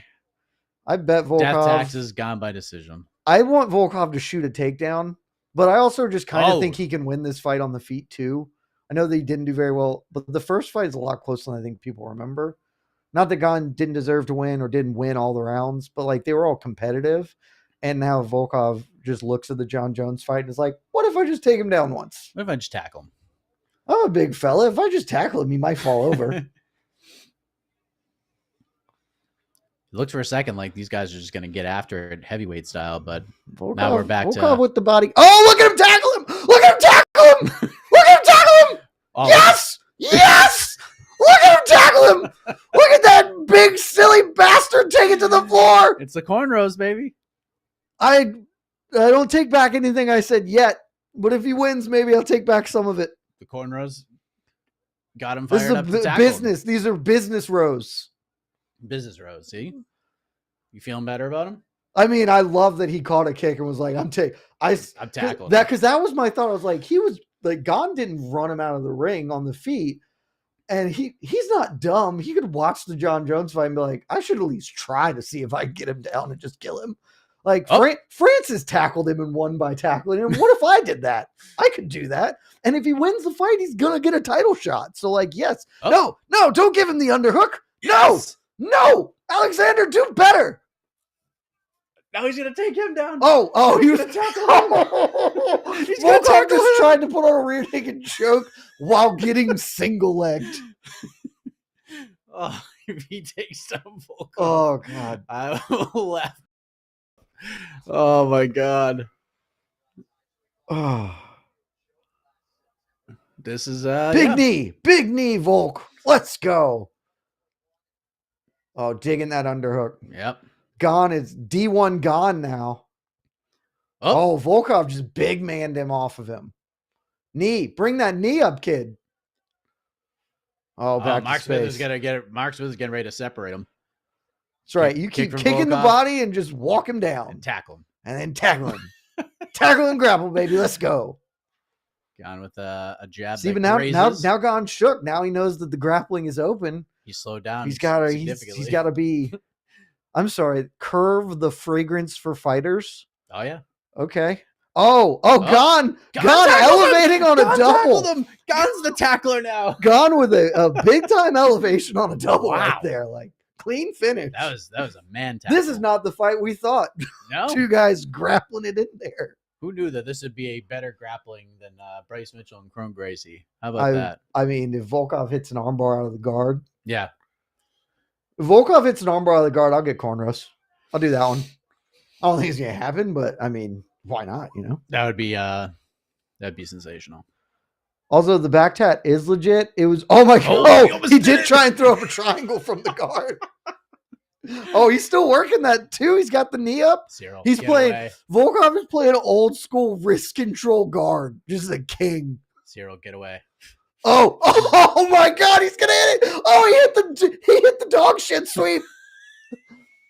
Oh my God, that is literally the sweep they teach you in day one. And Gane drops back on a fucking heel hook. This is the silliest fight I've ever seen.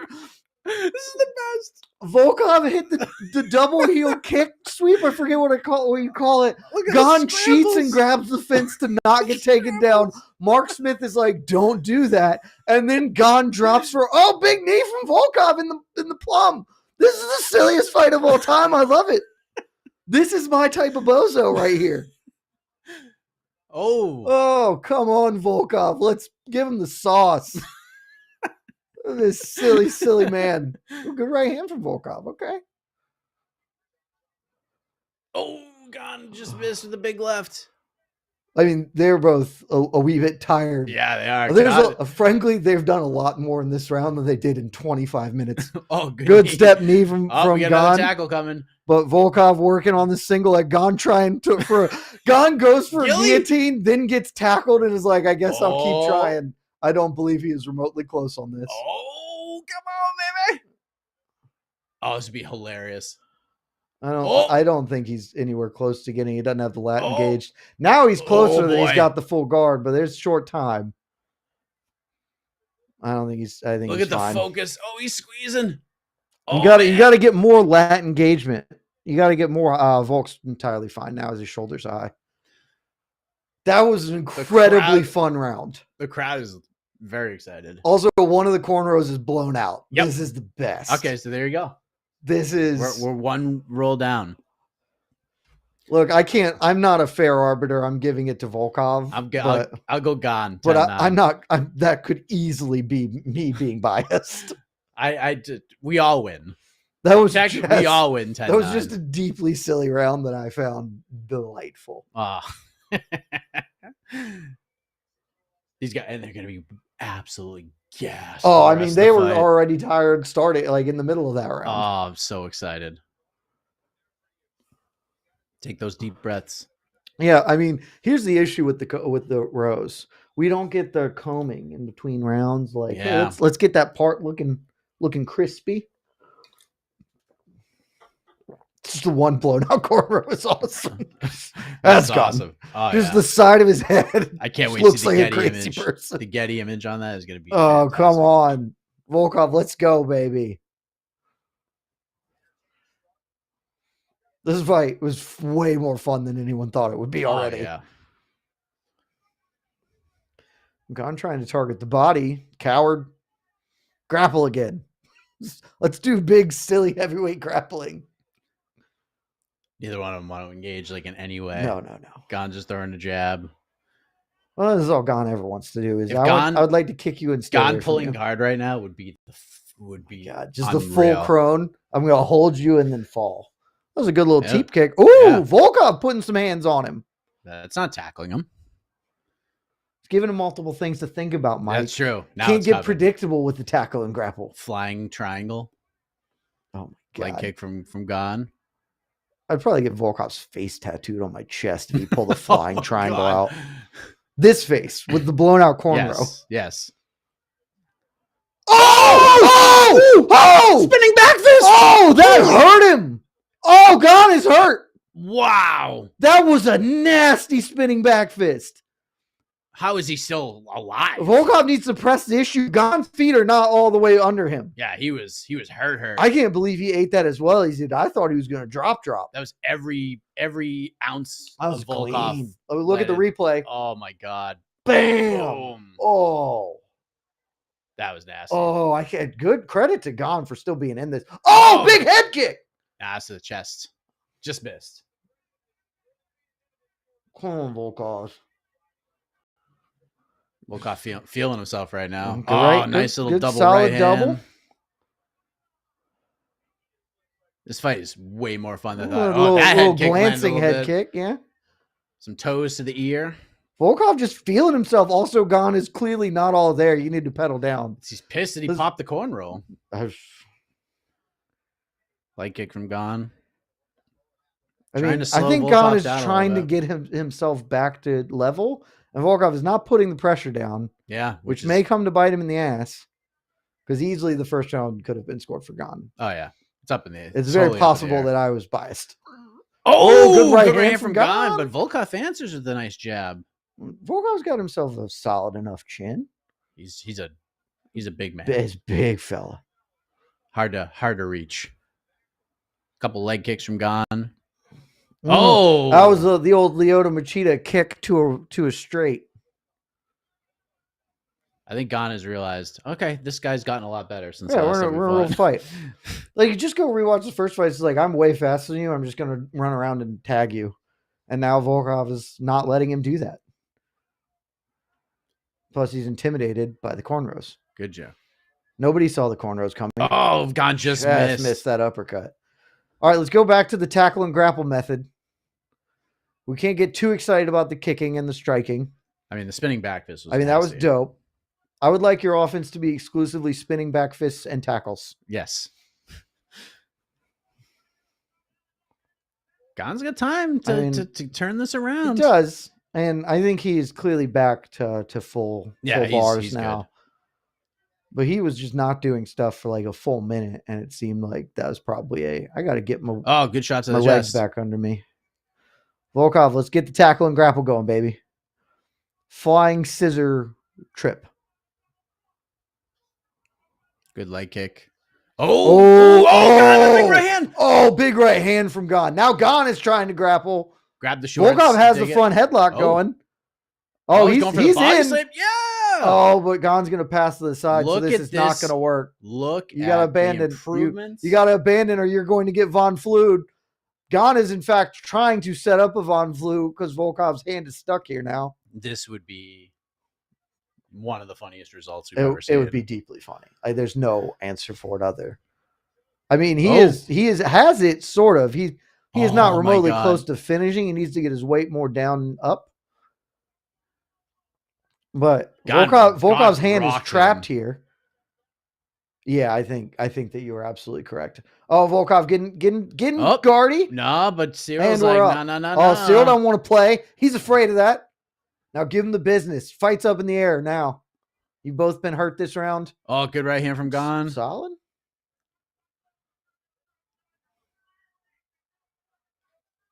Head kick blocked. Thrown by Volkov. Gane tries to answer. Same thing, same result. Not a ton of volume at this point. One big shot here. Let's go right now. Finish it. Alex, big time. Finish it. Nope. Man. I mean, very obviously. 10-9 Volkov. I mean, Gane closed the gap. I'm very comfortable saying that this fight is a toss-up. This last round very likely decides the winner. I'll go Volkov in that round because I doubt everyone joined me in scoring Volkov for the first round, but the live odds are suggesting we are.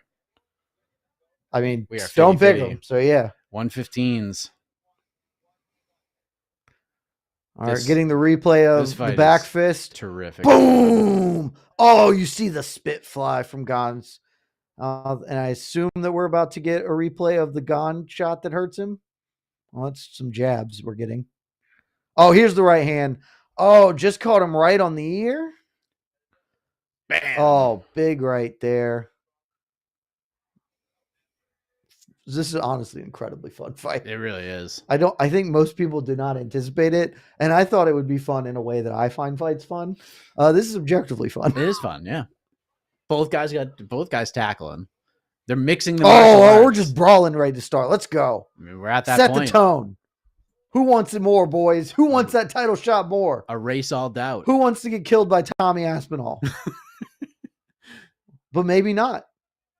But didn't you hear? Dana White said that Tom's going to fight John. Okay, who wants to fight Tom after Tom fights John?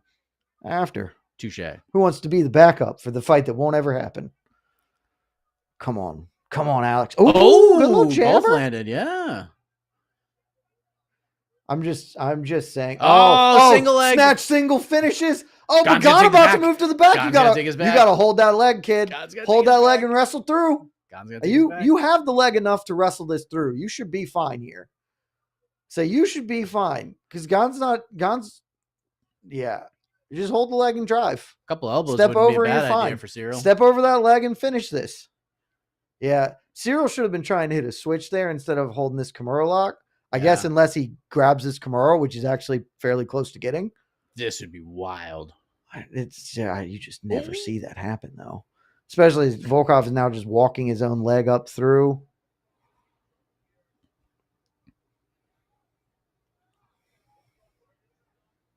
I'm waiting for Joe Rogan to be like, he's got it. Then he's saying he's in trouble, so we know that he's probably not. Yeah, he couldn't be any safer. I mean, he has to be aware, but this is pretty far away from getting out right now. And really, if Volkov just pops his head up and then gets his weight down, he's just going to smash Gane through this.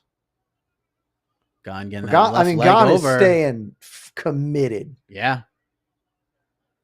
And Volkov is punching him in the butt. Great the one thing this fight didn't have. You got to punch something. Gane is spinning a lot. Does he even know why? Well, now he's trying to spin for an arm. Look at this. I say he could try and get the armbar spin, but if he pulls it off at heavyweight, I will be impressed. And now Volkov is winning. Yes. Volkov finally got his head out. He's high position. Gane's still on the arm. On it.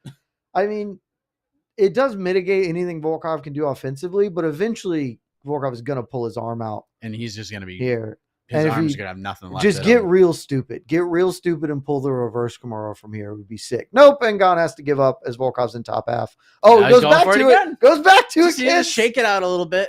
Just need to shake it out a little. I mean, all you are doing is holding the position now. I mean, we could probably just stand this up. No. Nonsense. I mean, punch him in the butt. Butt punches. Just punch him right. Volkov These are just the most punch him in the butt.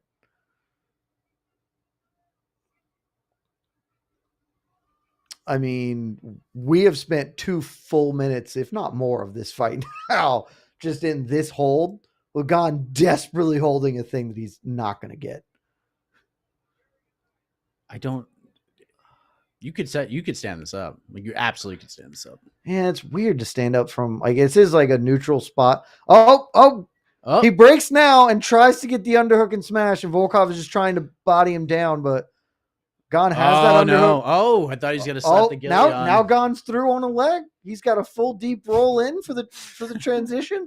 As we all thought, this would come down to Zalhassen now. To actual just classic scramble positions. So we all thought this fight would be. Volkov just trying to crossface and does crossface smash. Well, I mean, Volkov put some elbows in. He could easily win this fight right now. I don't know how you score this so far. Little taps, this round is so. Volkov, you just got to land 3 good elbows. If he just lands 300 more of those, he wins this round. If he just lands 3 elbows, it's heavyweight. He might knock him out. He almost I would say he was very close to cheating, which I respect. Yeah, just cheat. Love a cheater. I mean, he's trying to slap the gilly on now. Now, but it's very silly. And now his knees are fucked. Yep. Gane's going to turn you. Oh, he got out. He's flared out. Okay. Yep. He was way too close together, but I also don't know what Gane has to pull a big sweep at this point. He seems fairly tired. Volkov, land 3 big elbows. You have 14 seconds. Big shots, Alex. Come on. Come on. Fight for my money, Alex. Oh, that's it. I have no idea. I have no idea. Honest to God, I truly believe that you are supposed to score that round to 10-10. I will defer to say Volkov won because he was on top and landed punches. And he stood up and walked away. And he was okay. Gane just quit. Gane was just clearly tired. But the third round should legitimately be a 10-10. Nobody established any level of superiority over the other. I'll give it to Gane because why not? Let's just be sure. different. I truly have no idea. I mean, Oh. I did not look at this. Just like the basic heel block sweep, and Gane just cheated his ass off to not get swept. Gane dropping back for a friggin' heel hook is the best in this fight too. It's There's like a spinning back okay. fist. I think Volkov's going to win it because I think they're just going to score that third round for him. But man,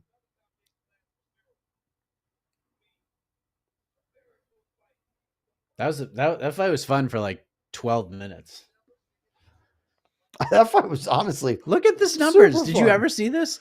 8 takedown attempts, 3 submission attempts in this fight. No, I wouldn't have saw it come. A total of 74 significant strikes. That's how many did they land in their first one total? I think like 200 something. Yeah, but 2 heavyweight ain't great. Oh, the cameramen are looking at Gane's foot as if he hurt himself. Maybe a broken foot. I mean, they were doing a lot of shenanigans. He was kicking elbows a lot. Yep, there's some leg locks. I mean, I think 4-minute Kimura attempt. If we don't get a title fight, I think we run this back a third time. 5 rounds, 7 rounds. All right, let's see. I feel great about my bet, even if it doesn't cash. I feel great about not betting this fight. Splitty. Volkov's gonna win. Here it is. For the winner. Ciryl Gane! Ciryl freaking Gane! It was a good bet, though. It was a great bet. Plus 280 or whatever I got it at. That was a good bet. It was a great bet. I also fights probably. Oh, Volkov is upset. He's pissed. Also, Gane's just walking out. Gane don't want to do anything. Gane is mad and leaving. I honestly don't know I've ever seen that. Is it because he's banged because he's hurt? Oh, now they are forcing him back in.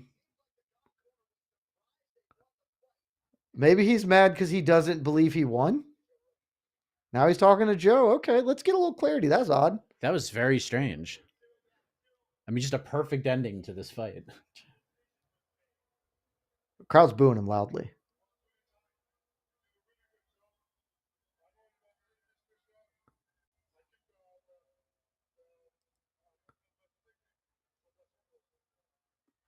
Yep, take the mouthpiece out. He's talking. There's like, oh, I should take my mouthpiece out.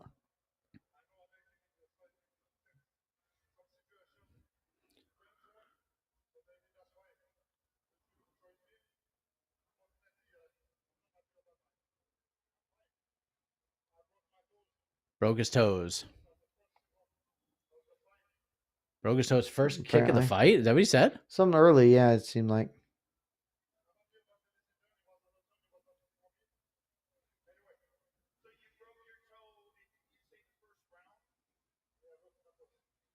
Look, my toes. I can't tell if your toes are broken. I mean, his left foot looks way gnarlier than the right, but that could just be. Toes are toes, man. Toes look weird.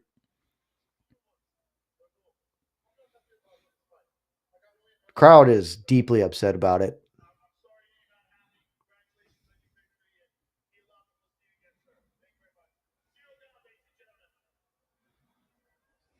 Okay.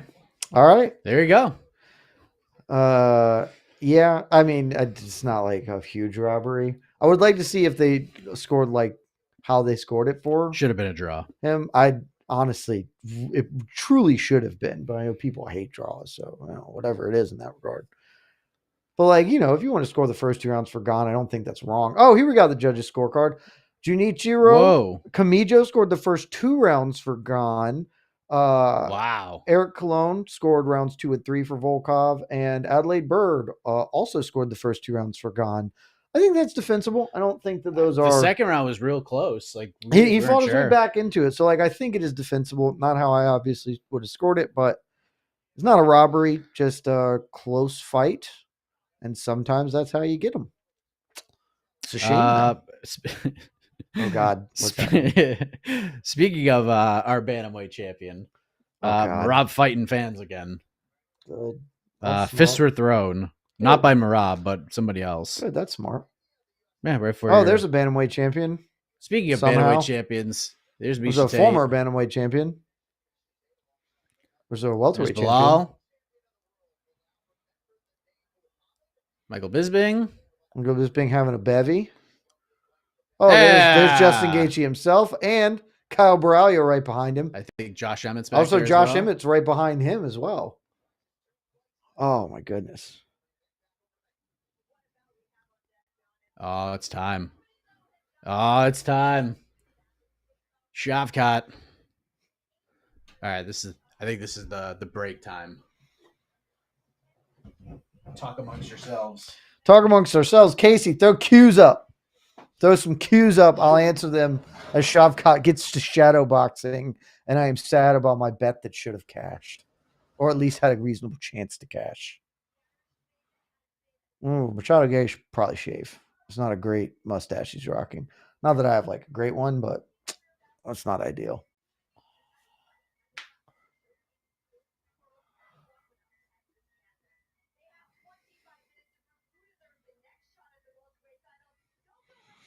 I think the thing we've learned here, guys, I feel fairly confident when I say this, is that the cornrows were a bad decision.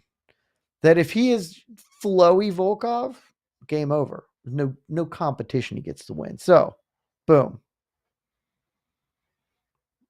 Kyle did not see Merab fight the fan. Mike did. I have yet to see it because, I don't know, doing this. I haven't looked through it. But it's not a great look. I'm sure that the fan was probably an asshole and said something terrible and stupid. But you should just never fight fans because that's not what you should ever do. If you're on our test, you shouldn't do it. If you're a professional fighter, you super shouldn't do it. Over under Suarez makes it to the octagon for UFC 312. I mean, I don't really know what you say the over under is on a yes/no question, but we're going to be optimists here. We're going to say that Tatiana Suarez is going to make it to the octagon in February. Also, by the way, the first two pay-per-views of 2025 are looking quite good. Double champ fights. Love that. Very good. So what was the question? Like the chances that Tatiana makes it? I'll say 55-45 she makes it. I am going to be very optimistic. I can never be confident with her. I've decided that 2025 is going to be the year that I'm an optimist. Oh, yes? I don't know how long that will last, but I wanted it to be this year. I thought 2024 was going to be the year of righteousness. It very much was not. John Jones got to fight Stipe Miocic. It's just there was no righteousness in this year. No. I won't be foolish enough to say there will be righteousness next year, but I will be optimistic. I will say all the good things. John Jones is going to fight Tom Aspinall next year. We got Merab Umar. Tom and John's going to happen. Tatiana's going to make it. A lot of great things are going to happen in 2025. That's what we're going for. And also, you missed this as well. I'm very confident that without the cornrows, he wins 30-24. So what a mistake that was. Get a little more heat back in here. Sorry. I mean, I feel fine. I have Sorry. the fire of bad judging. Yes. Coursing through my veins. Oh, man. The 18-0 parlay, most importantly, the climb is now, or not now, but in moments. The climb will be. We're about to be We're officially moving up climbing. to that next ledge. What do they call it? I can't remember what. It's not traverses. I'm trying to think back to the movie Free Solo and what they call like sections of mountain climbing. We're on our next one. Somebody in the chat, you probably climb. Let me know. Let me know the word I'm thinking of.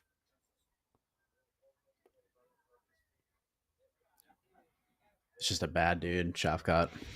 I mean, he's pretty freaking awesome. Just an absolute wrecking ball. Just incredible. Merab fans on the side. What does Jed think of Merab saying the quiet part out loud that Umar got pushed because of his last name? Well, it's not really a quiet part. Like that's. He's also good at fighting, and he beat Corey Sandhagen pretty convincingly. That's the thing. Like I am not here to say that he didn't get a softer touch because he is part of that team. He absolutely, like 100% he did. That's also been true of 100 people in the course of fight. Like that is part of it. And it's not like he is untested. If Umar got a title shot without beating anybody, sure. But like Sean O'Malley got the Petr Yan fight exclusively because he's Sean O'Malley, and then he won, and nobody was like, he doesn't deserve it. It's like, no, he beat one of the top dudes. He deserves it. Like Corey Sanders is one of the top dudes, and he beat him. Like he is undefeated, deserves it. Very good. And yes, he has a famous last name. That's like why. Also, this shouldn't factor into it, but like to me it does. Look at the other fucking people from that gym. Like, oh, Islam, like people said that about it. Islam doesn't deserve it. Cool. Look at him. Bet against Abdul Manap's boys. You are going to lose so much money doing it. Like Islam got a title shot after beating Bobby Green, right? Wasn't that his last win? Before getting a title shot? Right. His best, like highest ranked win was Dan Hooker. Yeah, like it's before he got a title shot. But again, kind of like Umar. Like Umar was booked against and offered fights against Merab and other people. And Umar fought, his name escapes me right this moment, but like he was booked to fight somebody really good and then ended up taking an undefeated newcomer on who like.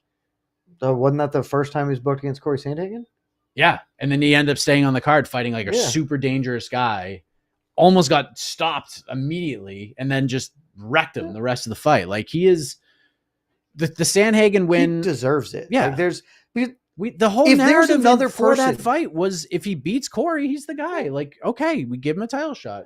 And here's the thing, like if there was another person, I was on various programs. Davidson Figueiredo, if he beats Petr Yan, unquestionably deserved it. Had a legitimate argument that he deserved it more, and if they had done that, that would have been fine. But Umar's not getting this and they're passing over somebody. They are passing over a Sean O'Malley rematch that's useless. Nobody Petr Yan who won one fight. Like, what? No, like he clearly is the guy. And you can always make a case that Magomedov Ankalaev doesn't deserve it. But like, I don't know, when you don't lose for 6 years and you are beating good dudes and you beat one of the top guys, it's pretty normal. But yes, he is famous. And to Umar's point, I don't give a shit. I just want to see him fight for it. It's a gift. Thank you. Doesn't matter to me at all. I just want to fight for it. I just want to see him fight for it. And if Merab wins, it's an incredible win for him. Yeah, I think it's one of his best, if not his absolute best, because of what Umar is and who we think he is. It's just I don't understand why people are so upset about this. Like everyone said, like, well, give him Sandhagen. Let's really find out. Well, they gave him Sandhagen and he won convincingly. Like it was a competitive, convincing win, but it was like we didn't get to the scorecards and think to ourselves, nobody had debate about who was winning the fight. We all knew who won that fight. Yeah. That's a great win. Like that's a great win. You said, man, if you had another option that made sense, fine. You don't have one. There just isn't another choice that makes any sense. Yeah. O'Malley is not the guy right now. O'Malley just lost to him. It would be categorical. And it was not that close. Like O'Malley had a moment in the 5th round where he hurt. O'Malley 1-3-5. Don't forget. O'Malley 1-3-5. It's ridiculous. And then Yan, like, sure, he looked great against Figgy, but he lost 3 fights in a row. Then he beat Song Yudong. By the way, in our rankings, Yan's 2 wins, and we love Petr Yan. Ranked 15 and 17, not 17, 15 and 7 in our rankings. Yeah, they're good, and they're good wins. But they're not. And if Petr Yan wins one more, sure. But also, Petr Yan lost like real bad. So why would we do that again? Not long ago either. Yeah, like why would we do that again? Like this. 3 fights ago. It's I get that Merab is upset about it because there are reasons. Because he wants the title defense. And I get that. I mean, to him, and I understand this, it is probably the toughest fight for him and maybe the least Shavkat. money. Love that, man. Love the flag. Let's go. 18-0 parlay. One leg is down. Need Shavkat to cash the other. I would just like this fight to not go the distance. That'd be terrific. Jermaine, I see what you did there. Here comes the next welterweight champion. And he looks very Duho Choi-esque, just basking in the glory of getting in a cage and fist fighting somebody. He just kills Ian Garry. And I don't like people dislike Ian Garry. I used to like him. I'm now pretty whatever to him, but Shavkat rules. I hope he kills him. Shavkat is a star, says Bear. That's a bad MFer. You're damn right.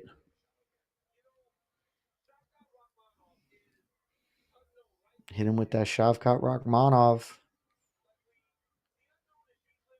I'm so excited for this. Oh my God. Remind me at the end of the night. I don't want to do this on air for reasons that you'll know, but no one else will. Remind me at the end of the night to talk to you about Action Bronson, because a thing, not about Action Bronson, but just that will be the trigger that reminds me about a very weird personal story I have to share with you. Oh, okay. Stop defending Umar. Nepo Magomedov. Sure. I don't need the guy who should get a title shot is getting a title shot. His resume what are we talking about itself. Here? Yeah. I don't understand the problem with Umar getting a title shot. Just go beat him. If he's that bad, go beat him. And then you have the pick of the litter, but you got to beat this dude. Yeah, then you won't have any real your challengers will be dudes you all beat, so it'll be a little weird. But you can run it back with Sean O'Malley, and you can go fight Jan. If he beats Umar, he can fight whoever he wants. You got to win this one first. He has no clout. He has no negotiation power. He's got nothing. The UFC, Merab is in a position with this company that the UFC would just strip him of the belt if he didn't fight Umar. They would 100%. They would just be like, they would just take the belt away from him. All right, fine. You don't want to fight? You're out. Umar, you fight. Merab retired. Figgy for the I didn't retire. Yeah, you did. You retired. And let me tell you, Umar versus Petr Yan would be terrific theater. Great fight. I would like to see Petr Yan get one more win and get himself back into thing, because for a long time I thought Petr Yan was going to be the dude to actually put together a real run, and that obviously didn't happen through his own stupidity. But I don't even think it would have happened even if he hadn't done the dumb thing against Aljo. Rob just would have got him a little earlier. And at the same time, I understand. There's a little glove touch. I understand, and the fight in a meritocratic universe would be the rematch with O'Malley. Makes sense. It'd be a big fight. It would be awesome. There's no effing way this fight happens. Oh, for Petr Yan next? Yeah, there's no way. If I'm Sean O'Malley, I am never fighting that man again unless it's for a belt. Yeah, you run away. I think Sean O'Malley should absolutely not fight him, but that is 1,000% the fight that should happen next. Yeah, it should. Yeah. Sean O'Malley should go fight Jose Aldo. That's go get honestly, just wait and maybe you get the crack at the winner of Merab Umar. Yeah, they may just be run it back. Yeah, Umar. Who do you think Umar's going to call out? Say if Umar wins, you get the Khabib Conor light version. He's calling out O'Malley. There's no doubt about it. Oh man, potential 5 rounds here. Just be over. Just be over. Just I really need Shavkat to win, and I just really want him to win. Garry is punching the mat. Garry with facial hair is hilarious, by the way. I mentioned that while you were out. It's not. Look, I don't have the world's greatest facial hair. I feel like he might be making a mistake.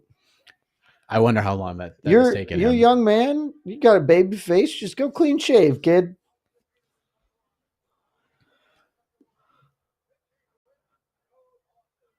I'll tell you, he does not lack for confidence. Yeah, first time closing as an underdog in 9 UFC fights. That is true. Ian Machado Garry believes he is going to win.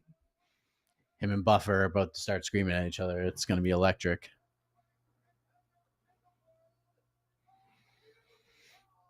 A little dirty. If Ian KO'd Shavkat face down 10 seconds in, it'll be the knockout of the year, maybe. Well, still not. Nothing's going to top Max, but it would be the knockout of the year in any other year.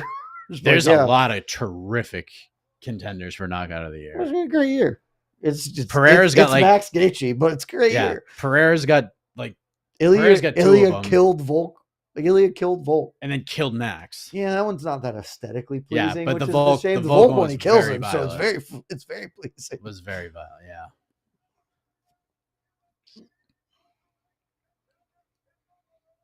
Yeah, I think right now my list is Max, Ilya, Pereira over Jamal. I'll probably put Pereira at 2. I mean, I think it's totally defensible. I'm just being the first dude to sleep Volkov like that.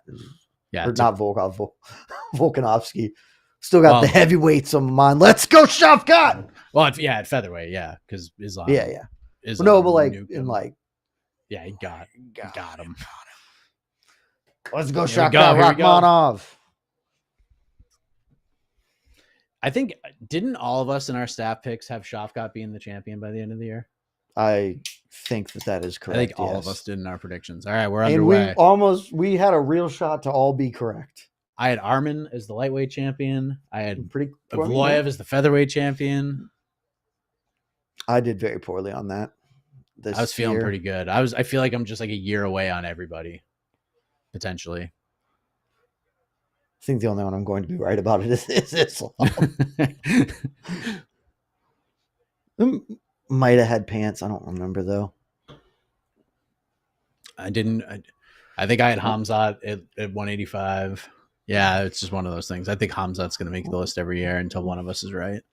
I'd just keep picking him. Just keep shooting that happen. shot. One day he'll fight for a title. Really feeling each other out the first minute, and now we get a clinch just before a minute. This is where Gary needs to do exactly this. Yep. Head position and panic, get out of this. Yep. I will drive my head into you and try and escape your clutches. This is a pivotal moment in the fight. A minute in. I mean, Gary is doing a great job of keeping his forehead in Shavkat's ear. And he's using the face. There we go. Now he's lost his head position, and Shavkat has his hands locked in double unders. Happening. Yep, something's happening. This is, I mean, Gary's still got room to work here, but it's not a strong place to be. He's getting shoulder striked to the face at the same time. Oh, Shavkat's going to try and bring Gary's trying to keep Shavkat getting his hips in and taking him for a ride. Another knee to the body from Shavkat. Doing a fun little knee block down. That's weird. On the right knee, he's just keeping it out. Like, I don't want your knee to move near me. Shavkat just mans him up and now tries to get the outside reap. Ian's doing a good job. I mean, Ian's schooled for this.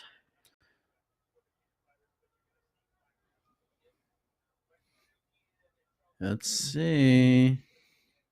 I mean, Shavkat's just so patient. Ian's in this doing spot. Shavkat again gets his grips locked. Yeah, and he's really trying to drag Ian's ass off the fence, and Ian is really sitting weight down, saying, "No, sir." Being very smart. I very much like this fence as a safe zone. He's got him turned, and he had Ian's feet together, and he's trying to spin it. He's going to finish this. He's going down. Got the trip. Ian Gary, what a freaking balance! Was incredible. That was very, very nice because I thought that outside trip was going to finish it, but Ian just scraps his way, staying up. This could be a very miserable night for Ian Gary. Like, he could just be in this spot. Yeah, we're just doing this. Yeah, and he's breaking the grips on Shavkat here, but he's just such a bull, man. He's got to create space outside of Bray. He got the grips and turned, but Shavkat's still on him. He's curious, like how much energy Gary's gonna have to waste to stay upright. I hope both men did their cardio work. Yeah, I mean, Shavkat is just sucking all the space away from Gary. Oh no, he tried. Now Gary has an underhook. Now Gary has 2 underhooks. Let's see. I think Gary's in actually a decent position to take Shavkat down and tries. Almost does. He's still got a good spot to finish this. Yeah. Shavkat's going to pummel under, and Gary's no longer going to get that takedown. But that was a nice little effort from Gary. That was good. Solid clinch. We got a fence grab call from Mark Goddard to one of these fine gentlemen. I assume it was Shavkat, but not really sure. I mean, this is a grueling effort, and I have no idea. Nobody is winning this round. I think Shavkat's winning with like the 6 shoulder strikes that he's landed. Like per the scoring criteria, yes, but like reasonably, nobody is doing anything that should win this round. 10-10. Should be a 10-10. People hate those, but should be a 10-10. But 45 seconds, like one big flurry of offense either way should take the round right now. Yeah. Right now, Gary's about to get to space. He does. Hey, credit to Ian Garry. That was a big win for him. Early on, fully dry. Shavkat shake. Shavkat lands a big right hand. Ian Garry sticks his tongue out, and now they're clinching again. Which means he did not like that. That for sure hit him. Yeah. Shavkat was shaking his hands out too. It was like, did he burn his hands out? And then bam. And that's gonna that'll win him the round. I say Shavkat doesn't need to spend a lot of energy here. That's gonna win him the round. Yeah, that'll do it. Ian Garry's gonna get the space. Good knee. I mean, we are in a tight phone booth. Yep. Holding. 10-9 Shavkat for me. That's correct. Yes. 10-9 for 10-9 for Shavkat Rakhmonov.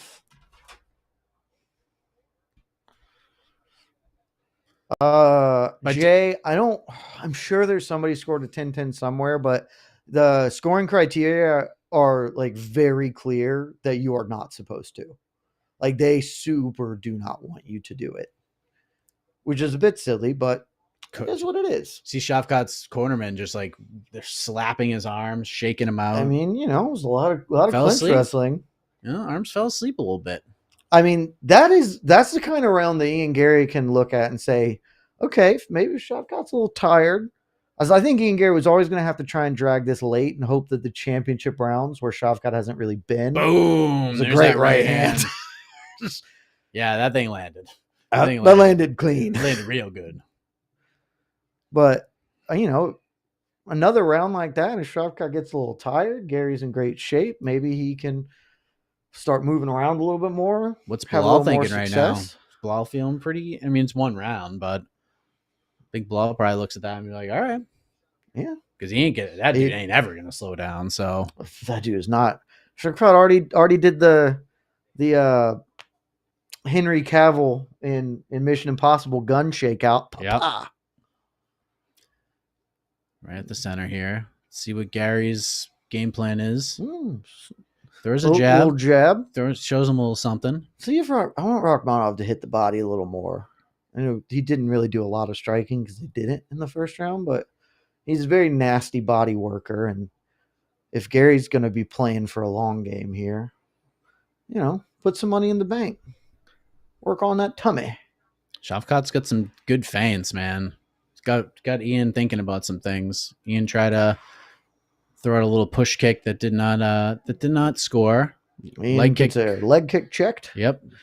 I mean, we are really not pushing the pace right now on either side of the ball here.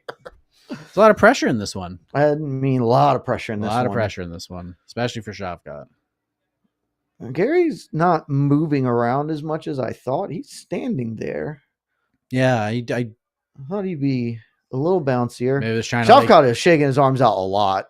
He may have really taken some energy out of them early. Oh, just comes up Shavkat. Short on that right hand. He lands that the jab lands though.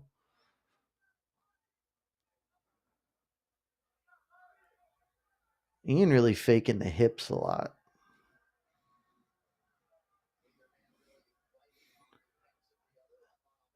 I mean, it's early yet. I think Bilal Muhammad probably feels pretty good right now. Yeah. Like, okay, neither of these dudes are running me over.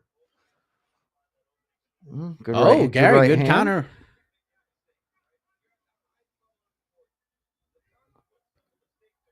The consequences of the mistake. Yeah. I mean, that is a good point too. I mean, you're on a very high ledge right now. Yeah. You gotta you can't take a bad step at all or you're done. That was a good little stepping teepee or oblique kick. Well, it's not like the full like side step thing, but it's like the front one to the knee. About the halfway point. Oh, good right hand from Shavkat. He's just hitting like a naked right hand, which is weird. Yeah, he leaps for a left hook that missed that Gary ducks under. And now we're clinching. All right, we're back to the fence. Gary has the strong position now. Now we got the check. Yeah, there is absolutely a fair amount of fighting not to lose going on right now. Yes. Both men being very cautious. The time Shavkat has not been cautious, it's actually worked quite well. Shavkat reverses position. This is a big moment for Gary. He's got to stay on his feet. Shavkat might want to go for an inside trip here instead of trying to get position an outside trip. Yeah. Something Give different. Those arms a little bit of a breather. Yeah, like really, if you could get this down, that'd be obviously terrific for him. But I mean, Gary's doing a great job of just the clinch wrestling. I thought Shavkat would really run away with the fight here. Gary is very, very well prepared, obviously. Yep. He's not given an inch here. I think Shavkat is, broadly speaking, winning the position, but he is not dominating the position and doing damage like I thought he would here. Yeah. Now he's got the hands locked. He's got the hands locked. But last time, Gary ran the whole thing with him. He's trying again, just the Hoss spin and hits a slide through to the rear waist lock. Yeah. Knees to the thighs.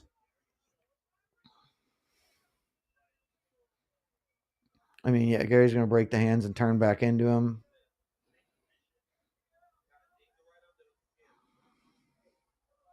Gary is talking about Shavkat holding his glove. The glove grabs. It does not look like he's holding his glove, but I can't say that. Goddard's clearing him. Yeah, Goddard did not seem to give it credence. He was like, nah, we're good. Well, Gary gets out, though, and Gary tries for a spin, but Shavkat ducks under. 25 seconds left. Again, a big... Oh, spinning back fist just missed from Shavkat. Big piece. I would say Shavkat's ahead this round, but any big piece of offense might just take it. Certainly, if it's a big enough piece of offense, it absolutely will.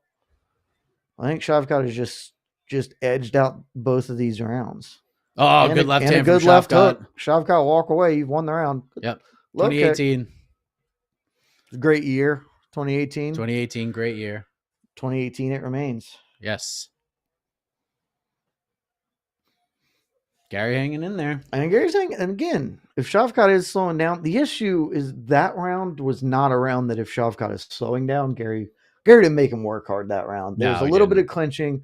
Mostly it was just in space, both men being very cautious. The arm work in the corner is just fun to watch. They're so aggressive with it. I mean, bringing life to him. See if either man really steps on the gas here. I was wondering if Gary's just going to come out like a man possessed straight away. I mean, I would like that, but this has been working for him. Yeah. Again, that right, like... At some point, he's going to have to attack. Oh, if he loses another round like that, it will be forced into it. Oh, he did land. Back fist did land. Okay. It did land. I thought it came up short, but no, it didn't land like massive, but got him. Thing is, when Shavkat is just committing to like real offense, like he is landing it. It's kind of weird and feels a little wonky because it's not super set up, but he's just not throwing a ton. So it kind of is catching Gary off guard, I guess. All right, round 3. Gary showing a lot of movement right now, jerking. A lot of feinting from Shavkat. Both men just feinty feints.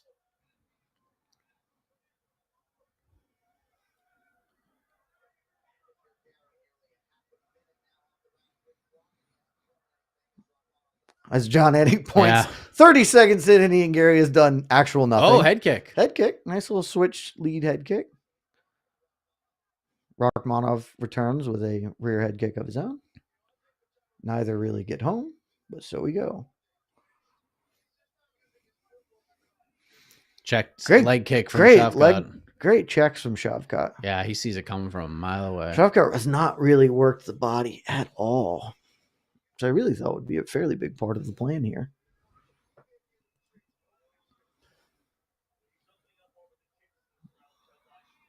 Yeah, the leg kicks. And he's going for it. He has yet to really land them like good, but it's offense, which, you know. Oh, right hand from Shavkat.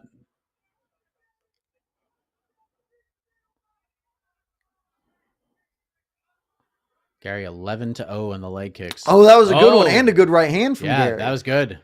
catches him with the leg kick coming in, off balances him, and lands himself a first, like, very good punch. Shavkat might have to be the bull again.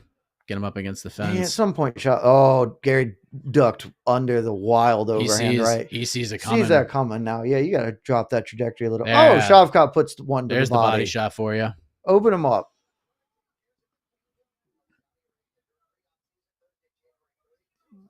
Garry's starting to feel a little more confident in there for sure. He's moving a lot more, not just standing in front. Both men still very cautious. Back to the body from Shavkat. Yeah. Shavkat is getting caught looping this overhand right. Yeah, it's just the same thing. Garry is now just ducking it. And now we're back to the fence. Garry initiated a clinch. Over-unders. Shavkat with an outside reap and nope, never mind. Let's turn the position though. Yep. I mean, Garry is doing a really good job with his head position and constantly digging underhooks. God, Shavkat is a bull, man. I mean, yeah, Shavkat is just forcing the issue here. But I mean, Garry is doing all the things technically you'd like to see. Yeah. That's why he's not getting cooked. There's just no escape. But he is not as physically imposing as Shavkat is, pretty clearly. Oh, Shavkat. Oh, he's so close. Very close there. Garry, I mean, credit to Garry. They clearly worked a ton on this. It's huge. Shavkat should actually drop for a straight single here. So he can connect his legs. Oh, now he's driving in. Yeah. Good knee to the body from Shavkat. But I think you're right. I think if he shoots a single right now. I mean, he has never really been like a huge, like he wants to get Greco takedowns. He's shot like a couple. He hit like a reactive one on somebody. But like, yeah, if he were just on the legs, I think he would have a lot better chance here. Garry's not ready. Oh, he's tried to work a front headlock series for a second. And we're getting a break from Goddard. Wow. Okay. Back to space. And again, there is less than 90 seconds, and this round is up for grabs. Very much so. Ooh, good head kick from Garry. Blocked, but showing signs of life. Final minute here. This will be the first time Shavkat's gone to the fourth round. It sure seems like. Yes. I mean, there's always a chance. That's not the case, but.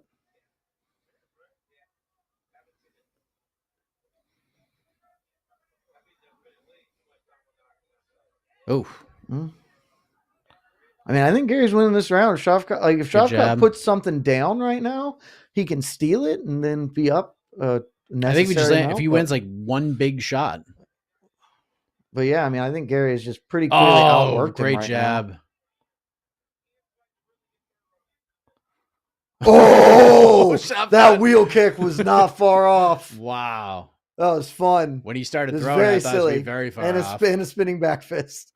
I don't love what that means, like strategically, because the spinning attacks are the bastion of. Ian throws a spinning back fist of his own. Oh, big right hand from Shavkat. That. Shavkat sidestepped the body kick, lands a big right hand. It's not enough. That's a 10-9 Garry, 29-28. Yeah, I'm with you. But I'll be curious to see how they score this with the fence stuff. This fight sucks. Rakhmonov is overhyped by media. Sir, he's 18-0 with 18 finishes. Like, I don't know what to tell you, man. Overhyped by media. Like, I don't know what to, we've literally never seen him need judges. Yeah, the guy. That's like literally. That's the only thing you could ask for. It's the media overhyped the guy who had a title shot and just willingly put it on the line. He's so overhyped. Is he changing? What? So it looks like he tore his shorts. Somebody was noting it, and I guess they'll allow him to do that as a. Well, I've never seen this. I've never seen it. I think it's reasonable because also it won't take really any time. They've got a pair of shorts. Credit to the camera people cutting away, so we're not just seeing Ian Garry in a jockstrap out there, but gonna get a little bit of a delay here. But I think that's totally reasonable. Honestly, like, nothing wrong with that. All right. If his shorts did get torn, but.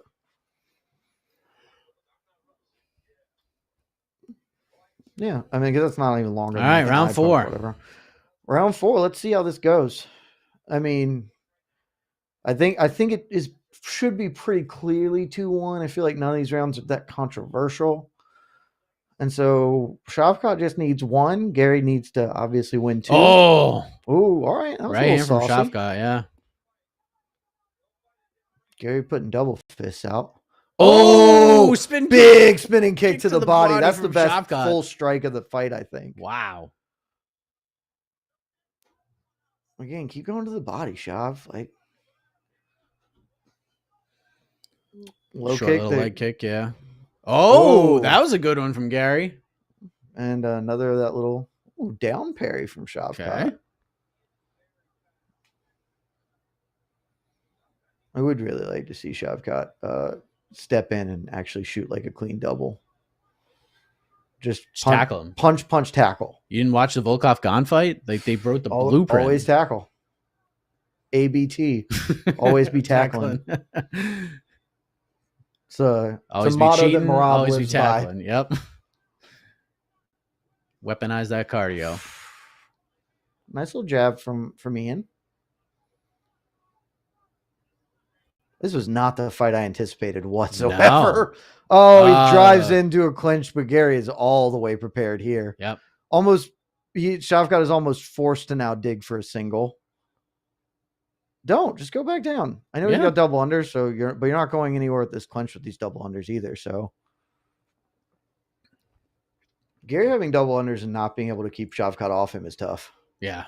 Oh, now he does. He spins his position. And immediately breaks, and then very good work from Ian Garry. Very good work. That seemed to piss Shavkat off, though. I mean, he needs to get pissed because he needs to just start a clean double. Oh, and he gets the takedown. Oh, boy. Also, terrific defense by Ian Garry. He stopped the initial shot, and then Shavkat turned it into an outside trip.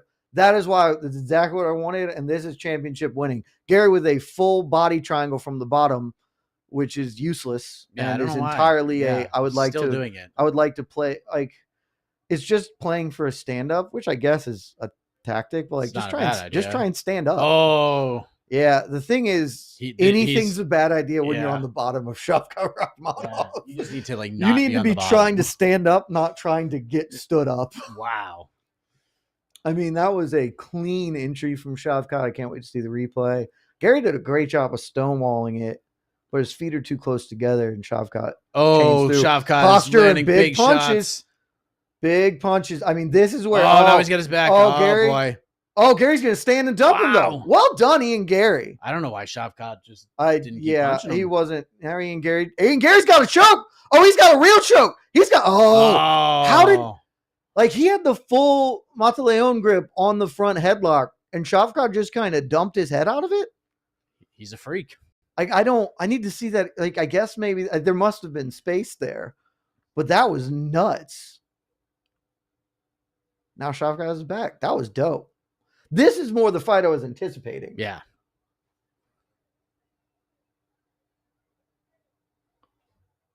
Minute 20 left here. I mean, Garry, you're showing a lot of heart. You got to make some things happen, though. Yeah. Because you are behind this round. He absolutely needs to not get taken down again. Knees to the ass. Or the hamstrings, I guess. Are you holding? No, you're not holding the fence. Okay. Nope. Should have been cheat. But you probably should in this position. They're never going to see you cheat here. Yeah. Now Shavkat just holding him. Because Garry will just come on and be like, yeah, man, I cheated. He ain't like Michael Chandler. Shavkat really putting Garry in the spin cycle, but can't quite get him down. Garry finally gets to space. It's not. Oh, Garry tries a spinning back face. Can't. What a finish. That's a. Oh, no, he's going to walk right out of that one. Yeah. I don't hate the idea of going for the guillotine when you're already committed there, but Shavkat is such a very talented grappler. He's just such a monster. I mean, again, we talked about this coming in. Like him and Bilal is like big boy, big. I mean, Garry trying to stay active off his back. Some elbows. Again, there's a whole nother round. Ian Garry. Big right hand from Shavkat. Ian Garry is not out of this fight, but if Shavkat does get the W, as he is certainly on pace to do, 10-9 Shavkat Rakhmonov. Garry needs a finish. Needs a 10-8 or a finish. But Garry is showing a whole hell of a lot now. This is the thing we talked about. Like, he'll lose. It is a setback because when you have that many wins in a row, you're that close. Now you're going to drop back a little bit, but has to be gaining a ton of respect from even the people who hate him because of his personality. Like, yeah, he's fighting his ass off, and he's in the 5th round. He's the first person to go to the 5 rounds with Shavkat. We'll see if Shavkat can continue his finishing spree. You are in need of a finish here, aren't you? I am. For the violence parlay. For the violence parlay. I'm not feeling great about it. I mean, things absolutely kicked up that round. Yeah. A lot more activity happened. And Shavkat's a clutch finisher. It looked like he wasn't going to finish Jeff Neal. Yeah. And then he did. The bigger parlay is the other parlay. That's like the we got after it a little bit parlay. The violence parlay is just a fun one. Oh, we love fun. And we just need Shavkat to win this fight for me to cash that one out. So. Also, is it time to start talking about Ian Garry making a tactical error, changing his shorts? He was competing in the shorts. Changes the new one, gives up his first takedown. Is this the corn rolls of the fight? Oh my god! Oh, sneaky left hand! Very sneaky left hand as Ian Garry overextends and Shavkat just punishes him for it. Oh, I like the effort to wheel it, but that was not close. Oh, single. Shavkat has now figured out that I am going to shoot instead of try clinches that aren't working. Yep. Oh, single Garry doing a good job. Riding the pipe to the double, but Garry doing a great job. Garry to the back. Wow. Garry to the back. Shavkat doing a great job to stay above the bottom foot, but he needs to make sure he's defending his neck. No way. He needs to make sure he's defending his neck. No way. He is super not defending his neck. He's holding 2-on-1s on the grip, and he's really trying to make sure that Garry can't consolidate on the low foot. But Garry does and gets the body triangle in. Oh, my God. And Garry is at the choke. Oh, but Shavkat defends slightly. Shavkat now has the arm grip going, but this, if Garry just holds this, I'll score this a 10-8 and thus a draw. People will be mad, but I think it would absolutely. I think it's across the chin, and Shavkat's doing enough here. He's trying to go palm to palm, but he doesn't have the position here. No way. I mean, this is a good attack. It's a good attack. He doesn't have his body angle's not quite correct, and Shavkat needs to quit trying to fight the feet. Yeah, he's freaking now out. That's for real. Nasty. Now that is. He's still off to the side though. It's a crank, so maybe he has the squeeze. This late in the fight, Shavkat doesn't look like the squeeze is there. There's clearly some space. Shavkat needs to quit dicking about and clear the crossing arm, though. Yeah, you just need to. He got the arm away. Arm. Let's see if he turns it over. There he does, and turns. And oh my god! Dude. Turning into the body triangle is so hard. Freak. I mean, that was an incredible effort from Garry. Yeah. Especially he stuffs the takedown, switches to the back, finishes, gets in the hooks. He still has this. Shavkat has to clear the foot and continue his turnaround to get it, but I think he's going to. Yeah. It's just a matter of time.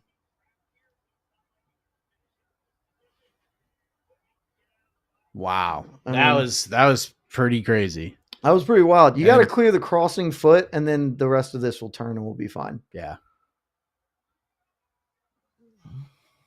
Great. I mean, Ian Garry really showing class here. Absolutely. Still needs a 10-8 and not in the space for it yet. No. Let's see if Shavkat can land some shots. Shavkat has probably let go of his body triangle at some point. He's not able to. His foot's across the hip. He is locked in. That's not by choice. Yeah. He does not have the ability to get out of this body triangle now. They are stuck here. Go to the body, Shavkat. I mean, Shavkat should just hit him. Gary's trying to pivot him up. Shavkat's too postured here. Just sit him down and now hit him. Now he can break. Now he can get out and the body triangle, but he puts the body triangle on again. Don't know why.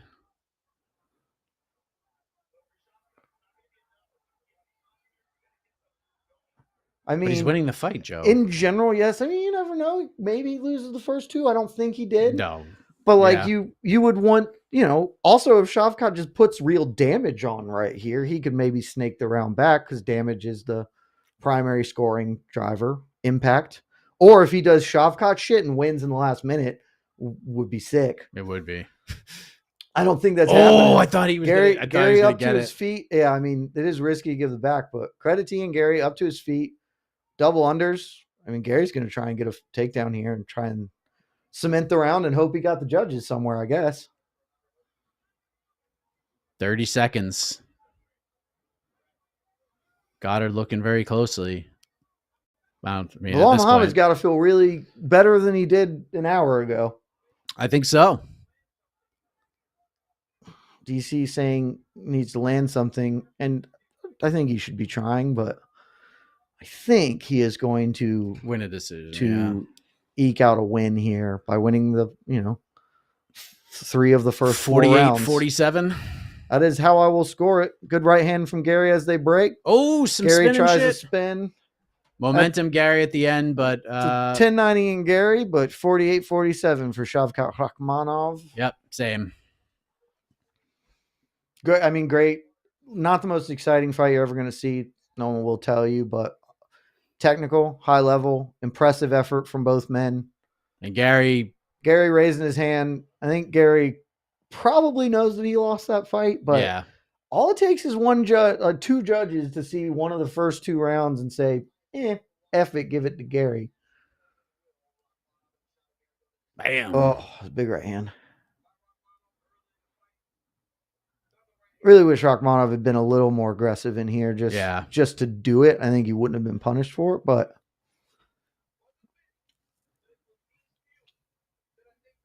it was just there are obviously moments where things got a little dicey, but this is just this is the great one. No, that's the first one. So that was what he tried to do the second time. He gets stuffed and Gary has the over, and so he hits the club knee tap functionally. This time he tries it. Gary's head ducks under, and he immediately spins with him through to the back. Shavkat and Bilal is a very interesting fight.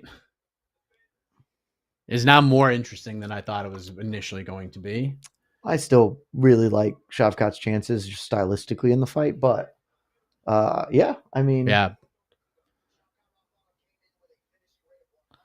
first time Shavkat's needing the judges. How will they fare? Hopefully they treat him well. Casey, that was a fun high-level technical fight. I liked it a lot. I enjoyed it. Yeah. I'm not going to go watch it again. It was fine. A bunch. I'll probably watch it one more just to see, but I liked it. Yeah, Gary showed a lot of stuff. He showed a lot of improvements. Shavkat is not an easy man to fight. Very much not. But the hat. Do we get a face-off with Bilal either way? Probably not, but maybe. All 3. 48-47.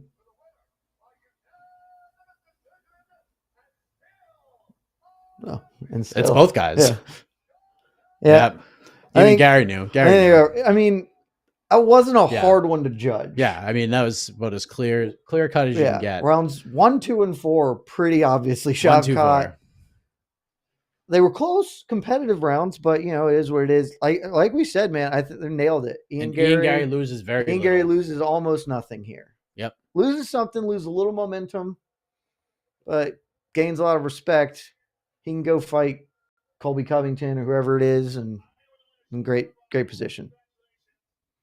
Also, the climb continues, Mike. Congratulations. This is the furthest we've ever been up the mountain. The big parlay hits. We're in good shape. The violence parlay undefeated 18-0 parlay hits. Nice. The climb.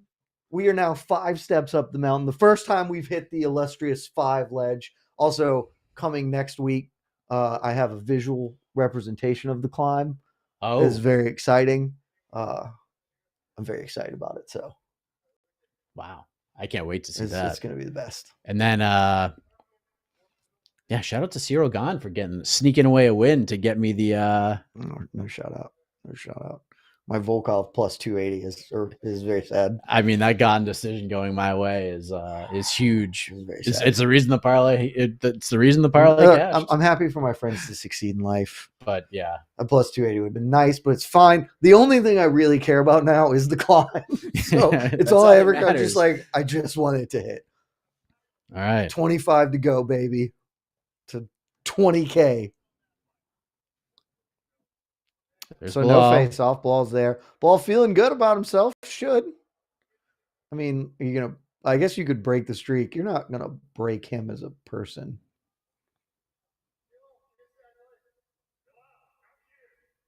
Oh, he's Shavkat calling for him. Ball says, okay, are they going to walk him in? Oh, yeah, they're letting him come in. We got it. That's how you do it, too. Like, Bilal, get on in here. Bilal, come in. Let's get the image. Let's set this fight up. Let's make it happen. Shavkat by decision was plus 275. I thought that number would be way higher. Yeah, that's not that high. Look, the books respect Ian Garry as a where is he? Oh, he's coming in. Champ. Here's the champ. Does he have the belt with him? It doesn't appear that he has a belt with him, which is a bummer. Oh, they shake hands. Wow, Shavkat is much bigger. Giant over him. That was the other thing. Ian Garry's actually bigger than Shavkat. Shavkat is a bigger fellow. Say I'm not impressed by your performance.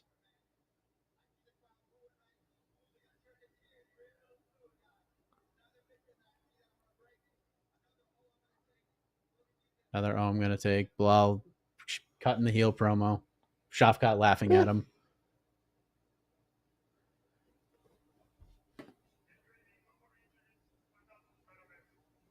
And very respectful. We'll do it. We'll see who's better. Oh, did Bilal just leave him hanging? Oh, okay. I'm not sure he knew that was happening. Okay. One of these men has a much better hat, and it's not the guy with the Monster Energy hat. I gotta tell you. Okay, well, we got a nice, respectful face-off in the video packages. We're all set. We did it. We set this up. We're gonna have it go. I'm certainly more. I was always interested, but I am more interested now. As I think there's more opportunity for Bilal to pull the upset, but I will still be picking Shavkat Rakhmonov. Yes. But let's go. Ian Bowen from Yellowstone Zone. I've never watched Yellowstone, but people are into it. Oh, Gordon Ryan.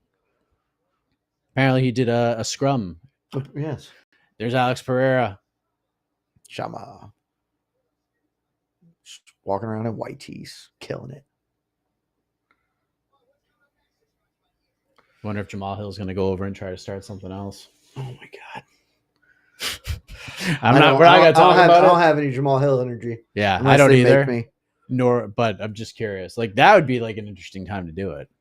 I got to tell you, Mike, I have a bet on Pantoja. I think I actually even need the bet on Pantoja. I have a bet on the over 2.5 in general, just straight. And then I have a parlay of Pantoja that I wish I could have walked back already. Well, I was committed to it. I'd already put it in, so they were. The vibes I'm getting at this moment in time are that Kyle Asakura is about to kill him. Okay. And be dope. I have a bet on Pants inside the distance at minus 105. That's what I went with. If he does it over 12 and a half minutes in the fight, I'm fine with that. Okay. I would actually really enjoy that. But the energy I'm picking up at this moment in time, maybe it's the hat. Maybe the hat channeled the vibes, but Casey is feeling that same vibe, by the way. I mean, he is carrying himself like he is. There's no concerns whatsoever with what's about to happen. I mean, it's going to be terrible. I wish there was some sort of mixed martial arts element in it so it could be reviewed. Oh, I mean, they're definitely going to use MMA moves, but no, I don't think we're going to be doing that on This Is Cinema. Pantoja moneyline minus 250 to win by sub plus 140. And the over 2.5 that I have minus 125. I actually got that at a worse price. Wow. All right. Jermaine. Let's get right into it. I hate to disagree with you because I don't want to disagree with anybody. Alexandre Pantoja is not a boring fighter. No. He said he holds his opponent. It's not exciting. I'm not here to tell you that the Brandon Royval second fight was the most exciting fight you've ever seen. But in general, this man is gas. Everybody can have a dud every now and then. Yeah, and I don't actually fully blame Pants for that one. I mean, I honestly do sort of blame Royval more. Yeah, exactly. He was clearly like, I don't want to get choked out like I did the last time immediately, so I'm just going to hang tight. And I was like, okay, well, I'll just sit here then. Yeah, we didn't get raw dog Royval on that fight. We did not. We got a guy who didn't want to get finished. And he didn't. So he didn't. Credit to him. He succeeded in that regard. But we got to see Royval. The Tyra fight was awesome. Like, that fight was awesome. I know I mentioned this on shows this week.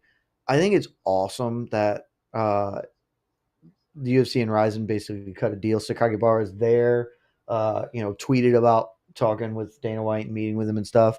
The UFC has gotten all this broadcast footage of Kai Asakura. They've done a very good job on their YouTube through ESPN, sort of getting, hey, you've never seen this guy fight in the UFC. Here's what he's about. And I think it's awesome.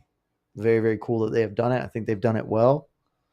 And if you have never gotten to see Ryzen, because frankly, it is hard to watch Ryzen fights in America, you now have a much better idea of the dude who's coming into town. Asakura has to go for the soccer kicks. I mean, you kind of can if his knee's knocked down. Now that the rules are whatever. Pants. Pantoja, the most underrated fighter on the roster. Very, very likely to be true. I can't believe he's the cannibal. It's just your pants. The fact that you call the man boring when he is part of the greatest title fight in the history of the division is a take. My friends texting me that Volkov was absolutely robbed, by the way. I don't know about that, but what does MMA Decision say about that one? Oh, are they working today? Surely they are. They almost always are. I don't know. They've taken a bunch of cards off recently. Well, look, everybody deserves a vacation every now and then. I know, but they've taken like a month off. I'm looking for a very specific gift to tweet out about pants. I'm not seeing them, so I may just have to go for a second one that I'm not as excited about. MMA Decisions has not put up a decision past Battle versus Brown. And that was many moons ago. So, yeah, they came back for a couple fights. Sometimes you have other things going on. Kirk, you're correct. Oh, God, that is such a mean one. At the Weasel MMA. Shout out the Weasel. Way to go, the Weasel. It. Volkov won that fight, right? I don't know. It was the best fight ever. I think he won that fight, but it is not a robbery. Yeah. The fight was, there's nothing wrong with scoring the first 2 rounds for Gane. Yeah, we even said it like watching it live. Like the second could go to Gane. Yeah, there's nothing wrong with scoring the first 2 rounds to Gane. Bam. Asakura is a vicious, vicious man. Let's see if he can land that shot against a guy who doesn't get hurt. I was say he just doesn't get killed, so if he does, that's very cool. It's the biggest question I have about this fight. That's it. Is can he hurt him? If he can, then this fight gets real interesting. If he can't, well, the Pan's just going to tackle him. Yep. And then tap him. And that's all you got to do. Just tackle. Tap him within 12 minutes. Casey. Yeah, Keith Volkov was robbed. I'll say it. Way to go, Casey. Sure wasn't. I'll take that parlay right to the window. Mean, look, I have won. I'm never that upset when I lose robberies because I have won. Because I probably should have won the Randy Brown one, so this just makes up for it. If we're being honest, I've won some robberies in my day, so I can't be upset if I'm on the wrong end of one. Yeah, and that check still cashes. you go to the window. I know that I don't agree with this whatsoever, but if you could pay me my money, thank you. Well, we did get a little Lena Hart there. Good. I love that for us. Now the vibes are kicking the wrong way right now. After hearing that. I mean, Kai, it's very clear that there's no doubt in his mind he's about to win. This is not a fake confidence. This man, he should be the villain in a Karate Kid movie. Like, he is just so perfect for this. He's so wholesome. Man has aura in half. Also, just a deeply handsome man. Looks good getting off the bus. Looks great getting off the bus. Only 7 Japanese fighters in the UFC, and now he's about to officially become one of them. Shades of Kid Yamamoto. Just, man, R.I.P. Kid. Friggin' legend. The hairstyle, I mean, everything. Just confidence, just dashing good looks. Just oozing championship material here. Brandon says you might be top 5 sexiest fighters in the UFC, and I am not going to argue the point with you. I mean, you like what you like. Look,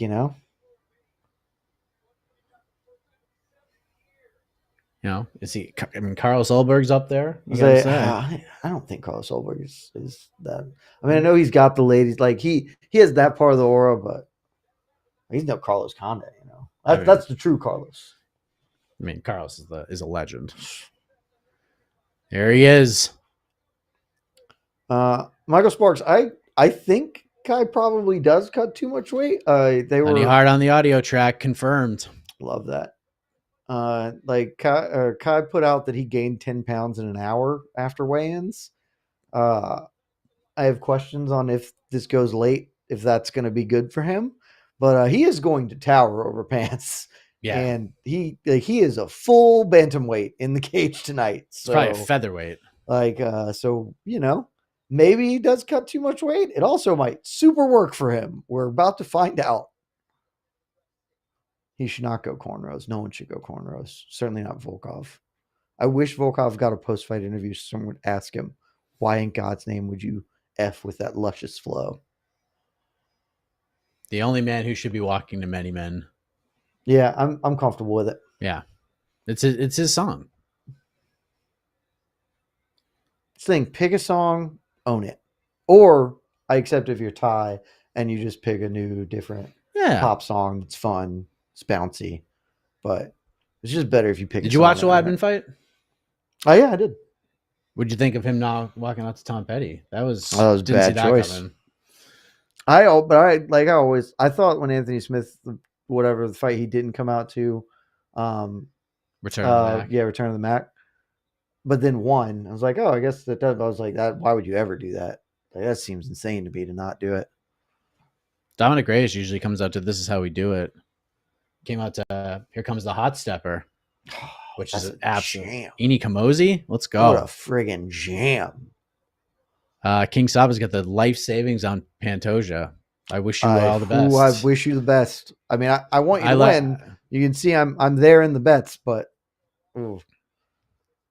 Also, you should watch, I don't know your vibes here, but the Yacht Rock documentary on HBO slaps. Apparently, oh God, Volkov has gotten himself a scrum. Oh my God. And he's not happy. Did somebody ask him about the hair? I don't know. Oh my God. I need someone to ask about the hair. I need to find where this is in Slack so I can tell. It's already done. Oh. No. Oh, I need somebody to be like, hey man, do you think you would have won if you were a little less aerodynamic?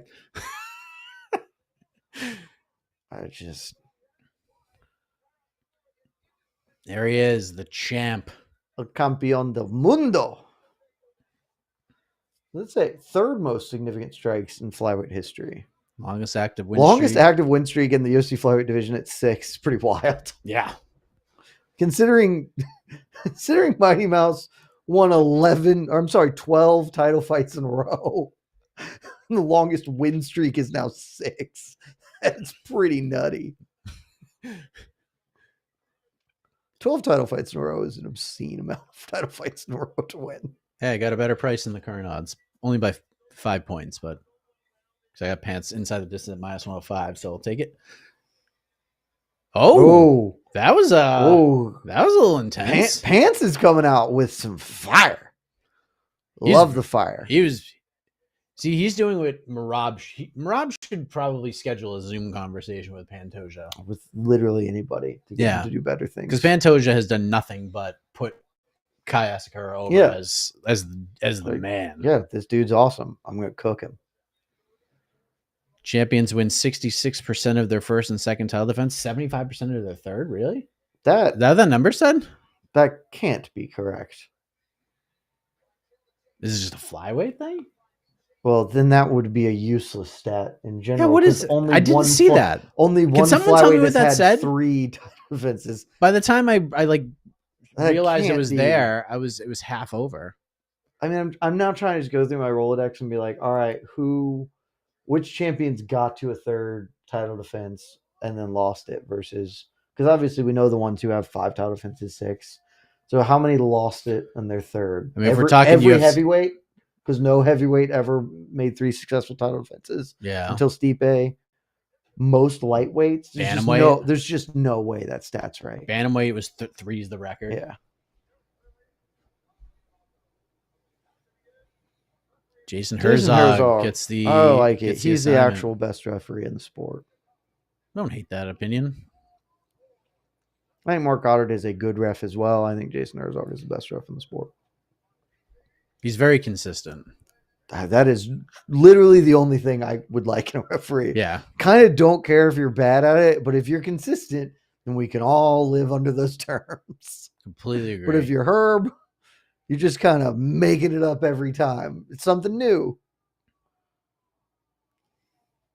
Buffer getting T-Mobile Arena fired up. Final pay-per-view. It's time of the year. Do they send him to Tampa? Do they send good old Joey M to Tampa? I don't know. I mean, it feels like a roadshow. Buffer's probably going to go. Yeah. Feels like, you go, you're done, particularly because then he gets a month off. Yeah. It's not a card till the 11th or 16th or whatever it is. Yeah. I remember what 18th, I guess, is 311. Is that right? 18th is 311. So the 11th is the first card back. Is the thing. So that's a fight night card at the world's most famous Apex. So there's 101. There's a Joey Martinez. Shibas Dern 2, baby. Yep. I mean, yeah, that's for sure Joey Martinez. Yeah. So Buffer gets a full month off if he does Tampa. Yep. Look at this guy. Look at Kai Asakura. Just oozing confidence. All he needs to do is just flick a toothpick at Pantoja when they do their face-off, Razor Ramon style. I have never once seen that man wrestle, and I see takes of him on TikTok, and I'm just like, you're the greatest wrestler who's ever lived. He does. I do not know what his finishing move is, but I've just seen my algo has kicked me enough pro wrestling stuff out of things where now I just see him doing compilations of being Scarface and throwing toothpicks. I'm like, this guy's the greatest man I've ever seen. He's 8 feet tall and pretending to be Scarface and saw him throw a toothpick at a little kid, and I thought it was the best thing I've ever seen. The kid in the stands, and he leans over the ropes, just take it, 6-year-old. It's like, this guy's the greatest heel of all time. Oh yeah, he was made I don't know if he can wrestle at all, but he's the best. Oh, he did. The vignettes that they made to introduce him doing that stuff put him over big. So by the time he debuted, people were like, "This guy rules." Again, I've never seen him wrestle. The best wrestler I've ever seen. No question in my mind who the greatest wrestler of all time is. Yeah, he was very good. He had some demons. Well, I think not every wrestler, as others do, but man, just running around and he's great. Dudes running around in Canadian tuxedo, just jean jacket vests. I'm just what a legend. Pantoja is staring daggers at Kai Asakura right now. He is just looking through him. All right. Glove touch and let's get going, baby. Final pay-per-view Good fight. leg kick from Pants. Ooh, Pantoja, the right. And the flying knee, but he caught it. Oh, that was... I mean, that landed. You heard it. Oh. And Pants caught it. And then... I mean, Asakura shucked off that big single. Good left hand from Pantoja. He stung him. I mean, stung him. Just charging forward, combination punching, gets his ass on the mat. Kai doing a great job of fending off the takedowns, though. This has been the most exciting 30 seconds. I mean, this is easily these two dudes. There's no feeling out process. Yeah. We're fighting. Knee to the thigh from Asakura up against the fence. And Asakura has now twice functionally defended takedowns. Maybe he officially got taken down on that second one, but he popped right back up.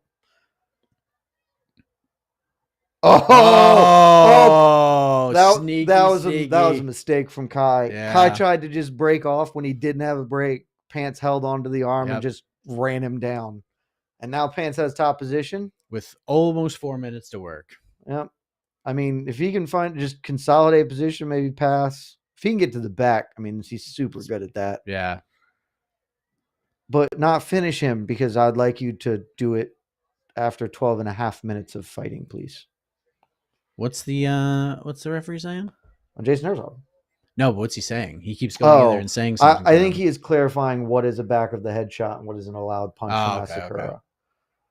Not sure that any happened, but it looked like Pants. Oh, what were you doing, Pantoja? That was Pantoja just sort of stood up weirdly. Gave Asakura room to stand, and he took it. It was a gift. Good right hand from Pantoja. Maybe Pantoja's just like, you know what? I'm just gonna strike with him. I mean, here's the thing. Asakura has Pants has never been knocked out. Asakura has.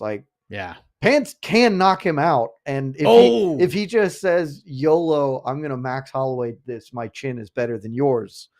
This math works for me. That might work. I'd pick him. I mean, it's not the smartest way to fight, but it might work. He can only be unkillable for so long. Asakura. Pantoja. Asakura ripping the body, and Pantoja draws him again. Asakura got a little knot. He sure does. On the right by his right ear. Pantoja's landed clean. Oh, there's that jumping knee. He is really trying to hit that jump knee. Oh, Asakura, the nice right hand. Pantoja just don't care. Pantoja, I mean, walking the right dude through is battle tested. Yep, he's just walking right through it. He is not afraid to fight.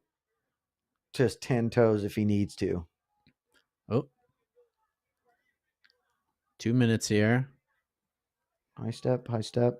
We're about to slow to touch. Oh, that's correct. Kai just jumps in with the left hook. Pantoja is like egging him on. Like, come on, bro. Man, that's a hard man. Pantoja knows he's the most underrated fighter on the roster.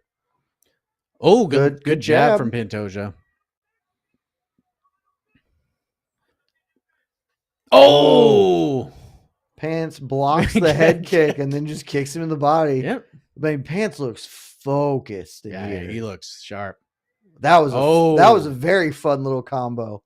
A right hand into a leg kick from Pantoja. Just jumping. Oh, big combination from Pantoja.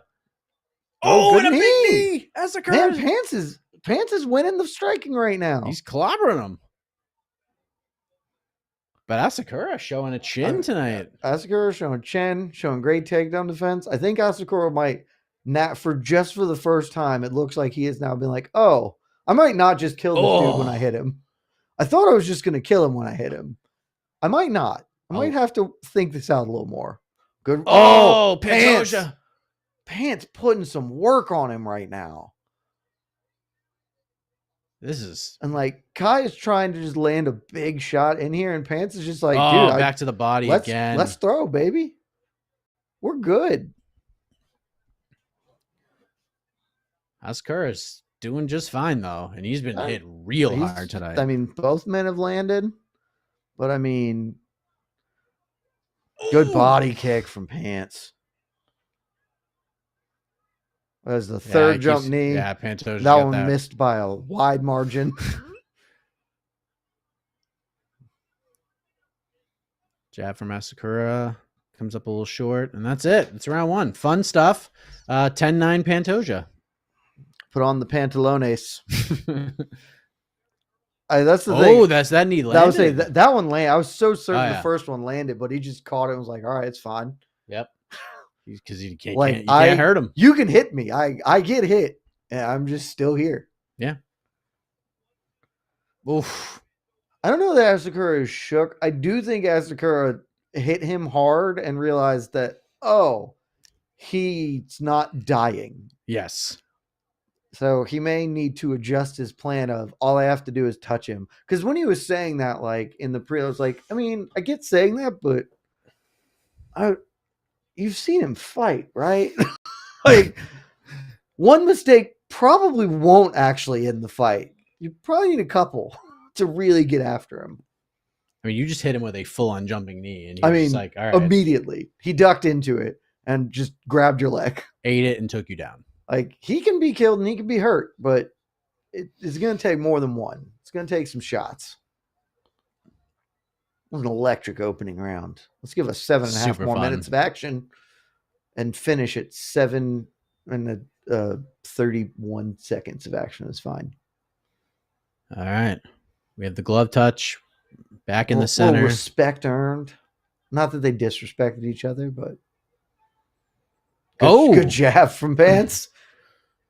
Right hand for Asakura, but Pantoja Pants punches his way right into the hips. Oh, super sneaky, and he's on the back. Man. Oh, Asakura. I mean, credit to Asakura. I love that Pants jumped the back. Nobody ever jumps the back. They want to get it like clean. And this didn't work. When Pants was just like, spider monkey.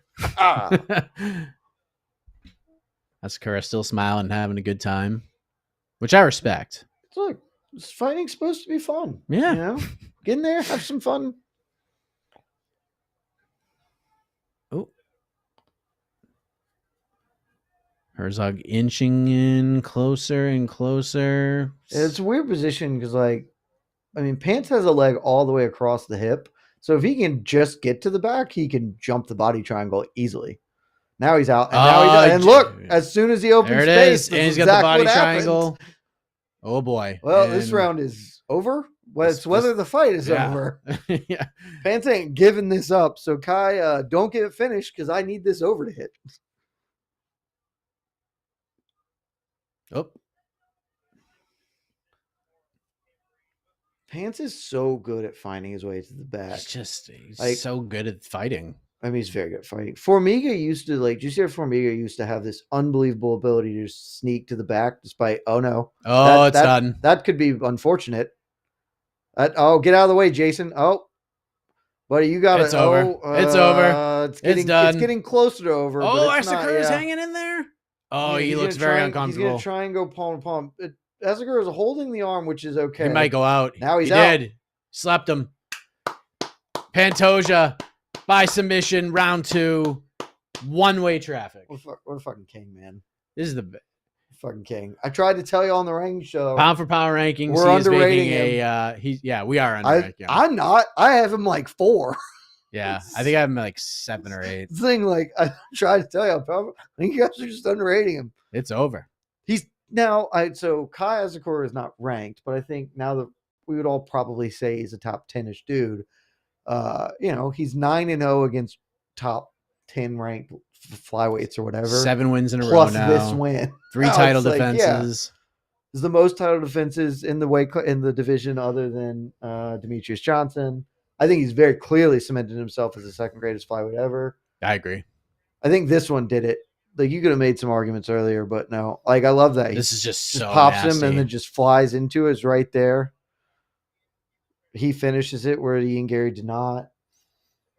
What a performance, man. Unreal. What a champion. And all of my parlays won this week. I had 3 parlays. All of them hit.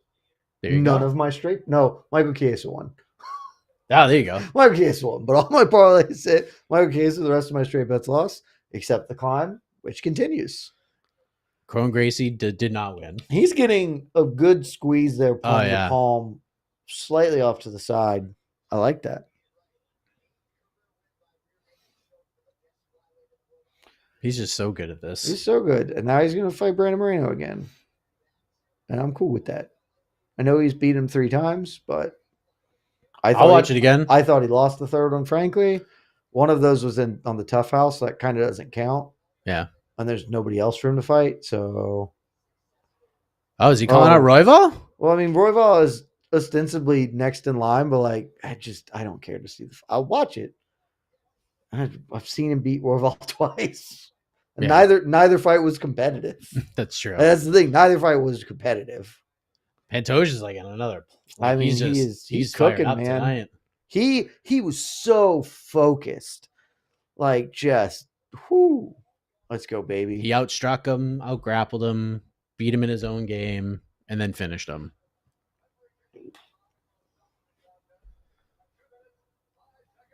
Two minutes, 5 seconds. That over 2.5 failed.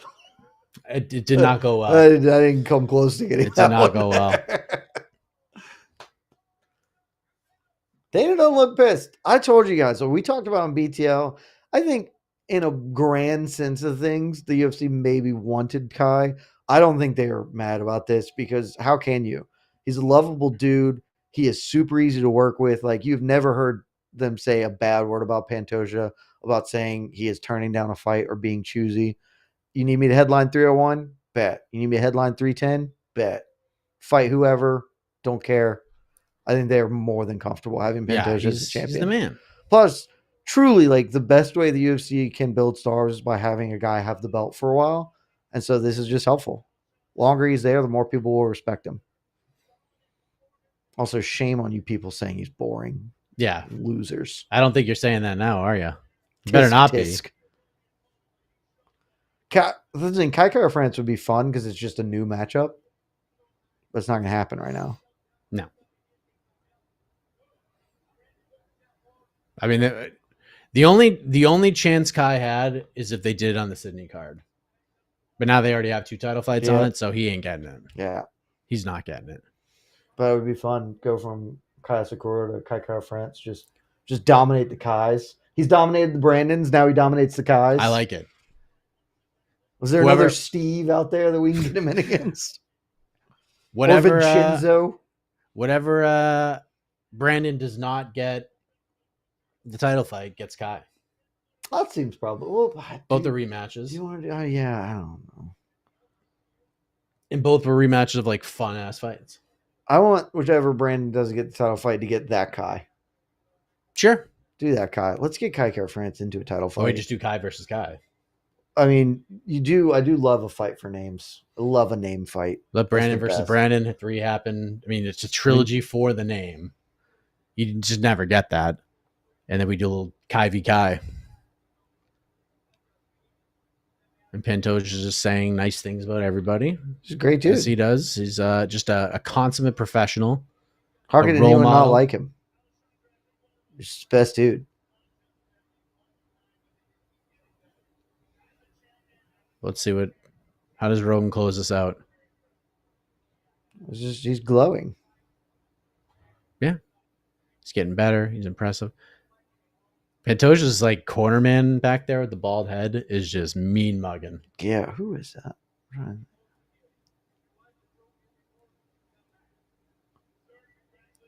There it is. No face-off to be had. ATT just keeping belts. Dorino over there hanging out. So Dorino's not an ATT guy. I know. He just here as a friend of friends. Friend O Pantoja. Yeah. I mean, who doesn't want to be a friend of Pantoja? There it is. Oh, accidental headbutt. Oh. And gives Dorino the belt. I don't want this belt. And he headbutted him right in the eye. Right in it. Oh my God, that's so fired funny. Up. He's fired up. The champion of the world. Oh, that's Suarez. Look at him go. Great guy, Ed.